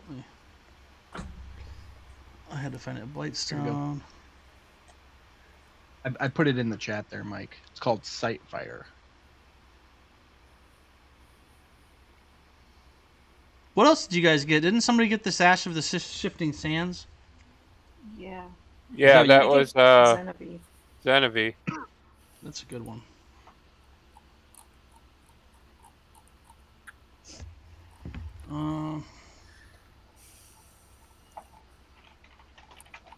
The Vial of Unending Embers. This vial of magical embers was created in Korsoth by a gifted fire mage. When sprinkled on flammable materials, it causes them to burn endlessly until extinguished by magical means. So, I mean, Yep. you can start a fire that can't be put out Right. unless it's magically put out. So it could come in Right. handy for distraction purposes. Oh, dude, a fireproof pet. Oh, wait, you can already see it through your pet's eyes, though. Huh? Yeah. Okay, Yeah. say Yeah, a fireproof pet, So and then it's put the it's ember like on. the animal people in Game of Thrones, where I can look and hear through my familiar's eyes and ears, but I, Balar, am blind and deaf while I do so. Yeah. So like I said, if I really need to start a fire, I'll fireball, firebolt, or I found it. I got it here for you. So, Jacob, the Shard of Refraction allows you to cast Hypnotic Pattern 4 times a day if you're attuned to the item.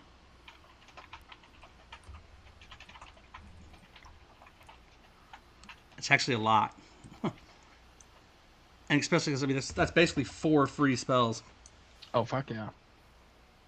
And Hypnotic Pattern is no joke. I'm totally attuning to that. Yeah, I got it. Yeah. The other aspect is the embers are there's only 10 embers. Yeah. So it's like I said, I can use it 10 times. No, it's not. No, I'm good. It's funny to me how much you hate it when I think it's actually cool and very useful, but whatever.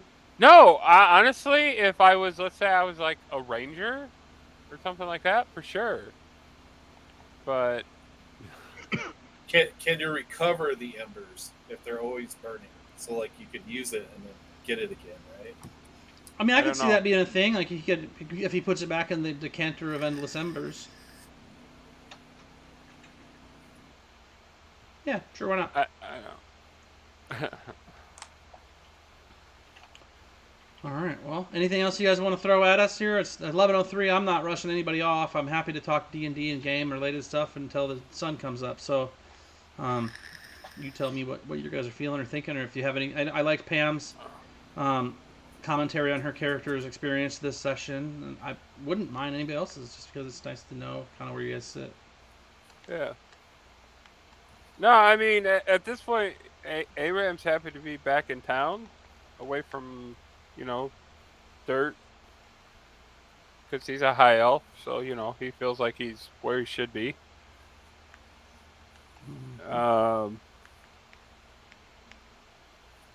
He's ready to actually light things on fire now, though. He's been sitting idle long enough. Getting that itch. That pyro itch.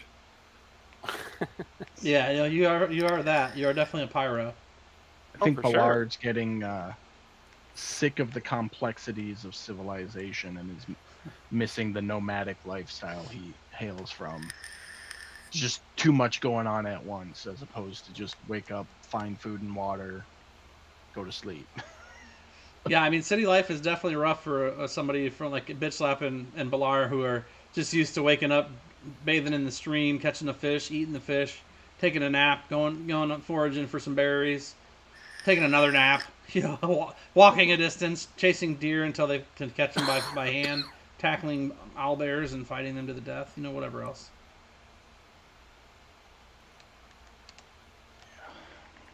Hey, Katie, we're waiting on you. You're the one. Oh, Bitch Slap is just happy she made a friend. It's no three-armed troll, but seemed like a nice fella. You talking about Barnoy? Yep. That's funny. He's nice. He's a nice little halfling. Family man, you know. You are all about making friends. You're like, I didn't have friends growing up, so here I'm gonna go ahead and make some now. Yeah, Alright. Willow's having a fun time just running around with y'all, taking notes, writing, making my magnum opus. My magnum opus. You got to practice your music in town today, or this round. I mean, Yeah, I'm hoping it reaps some rewards. Get you guys a little group famous. You're gonna need a group name, so I can find something to rhyme with other than those guys, or them all. That's true. Um, That's true. Like, you guys don't really have like a team name yet. I have to. I think we discussed this many moons ago, and we never really came to a full consensus on that. Oh dang. We had a few ideas, but nothing really stuck. Yeah, that's true. What do you? I mean, anything in particular come up now for you guys? The Selfish Six. Oh my gosh. Everybody pick a name, right? Next week, and then we'll roll a 6-sided dice. Ooh. Cool. I mean, or we I'm could here just for vote. No, I like the 6-sided die idea. No Then it choice to leaves have. it, And I guess leaves it the- up to chance. Just Yeah, like the general everything else. population is probably who's gonna be the ones that's gonna. What about something like the Circle of Chaos? We always got something crazy going on. Yeah, that is true too. I mean, The chaotic cringe. Because we do some things where you're like, ooh, come on. I mean, like- come on. I We like Circle of Chaos, though. at one point we've had a bear running around spitting fire. We've had a fisting gorilla. I gave birth to a demon who's I gave birth now to a demon. residing within Nina's chest. I gave birth to a demon. I love that too much. We're traveling with a essentially a non-zombie zombie right now, and we got a bard that was running around flapping around his wingaling so that he could get the attention of some guards. I mean, His shit-covered wingaling. right? I mean, it's chaos, so there's got to be chaos in the name somewhere.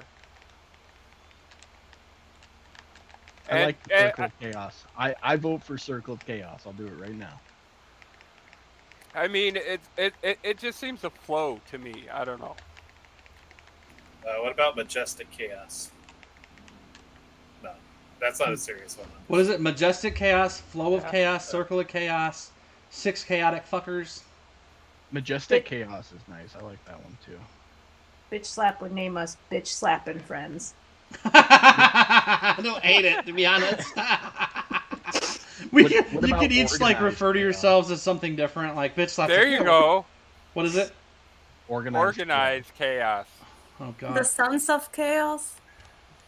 Coalesce into chaos. Because we're not all sons in this group. You never know. Oh. Not all chicks have dicks, Pam. Just because it's 2023 doesn't mean. Oh, good lord. Well, you never know. Nina still has some growing to do. She does now have a male Exactly. personality inside of her with a bendable body. Just saying. Mhm. She's not 100% back together yet. I mean, You never know. Little extra flesh could be added, right? But she gets 10 feet longer when she gets excited now. So Exactly. You never know It's- where it can grow from. Just saying. Oh my god. But and there's a man inside her. You never know. but you know, I mean, we got I like Circle and Genevieve? Majestic Chaos. I think Organized Chaos fits us because even though we're chaotic as fuck, we try to like. Be organized. This is our path through the bullshit this week. Yeah, That's- I like that. It's I not too can bad. see that. We can continue discussing it, but I definitely don't hate it. I mean, Mm-hmm.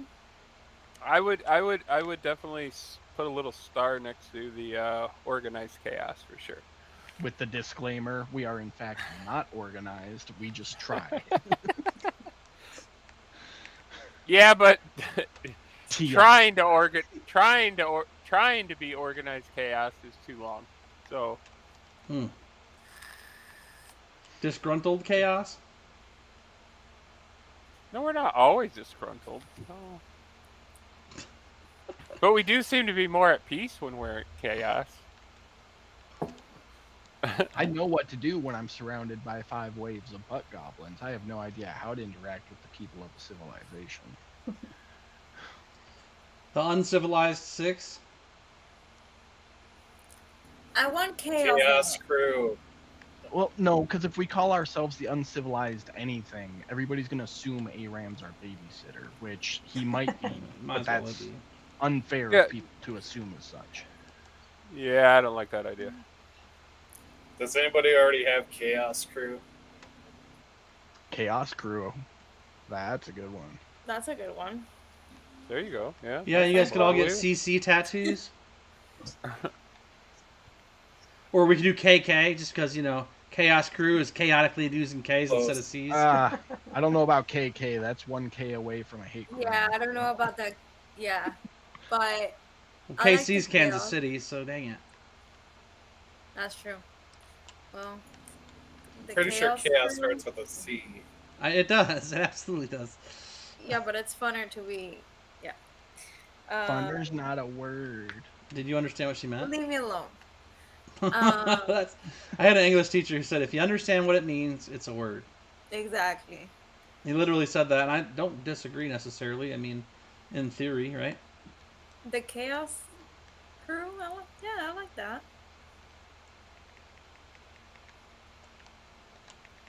Remember all of my mentioning just so I have something to rhyme it with. 6 Right. You don't really actually care. Just I need inspiration for my bardings.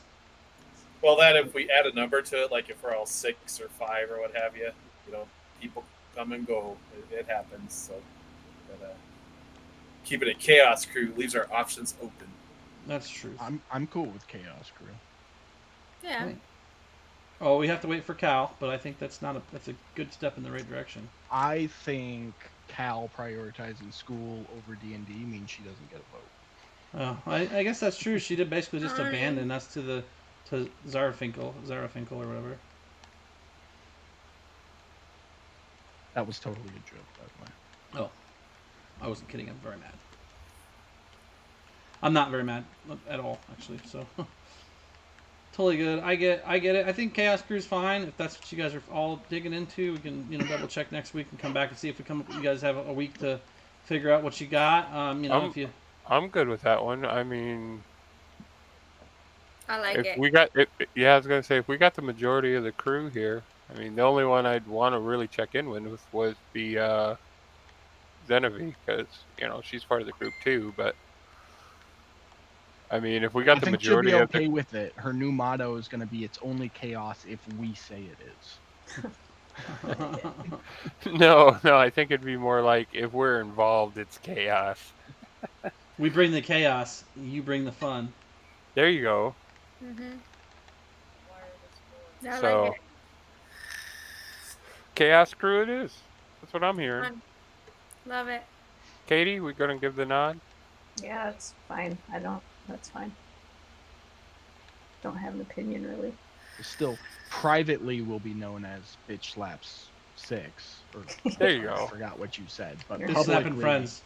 Publicly, It's like it'll be the Chaos Crew. It's like a Barney episode or something. Bitch slapping friends. I feel like if I could hear into Bitch Slap's head, if I could hear into her head, we'd be called Not Wolves. Not wolves is real. That's a fact. I mean, honestly, if we needed a slogan, it'd be like, if it's too chaotic for anybody else, call the Chaos Crew. Mm. I mean, I think that would be a catchy slogan to try and drum up Call business, right? 867 chaos crew. If you want a little chaos, you know what to do. Now we just need a little logo with This, all of I'll us. send it to you. Yes. You know what? If Twisted Taboo is still watching, he can Can help you us with build a that. logo for us? That'd be so cute. Yeah. Like, That'd be so cute. It has each of your heads around a CC or a KK, or like both, a CC and a KK, because it's 4 letters, all for Chaos Crew, but we just don't know which one to choose, so we chose all 4. You can totally do Q too. Or It Oh, works. God. first and last. Chaos First Crew. and last. Yeah, Yeah. first and last make it chew. Bitch slap. I found the happy medium. Officially, we'll be Bitch Slap's Chaos Crew. But when people ask, we'll just tell them we're the Chaos Crew. Or just we're Bitch Lap's friends. Which one? Which one? Everybody's my friend. We need friends. If loving you is wrong. I grew a tree for you. I think we're friends now. We are friends. We're friendly. There's a difference. And we went looking for opioids in the forest.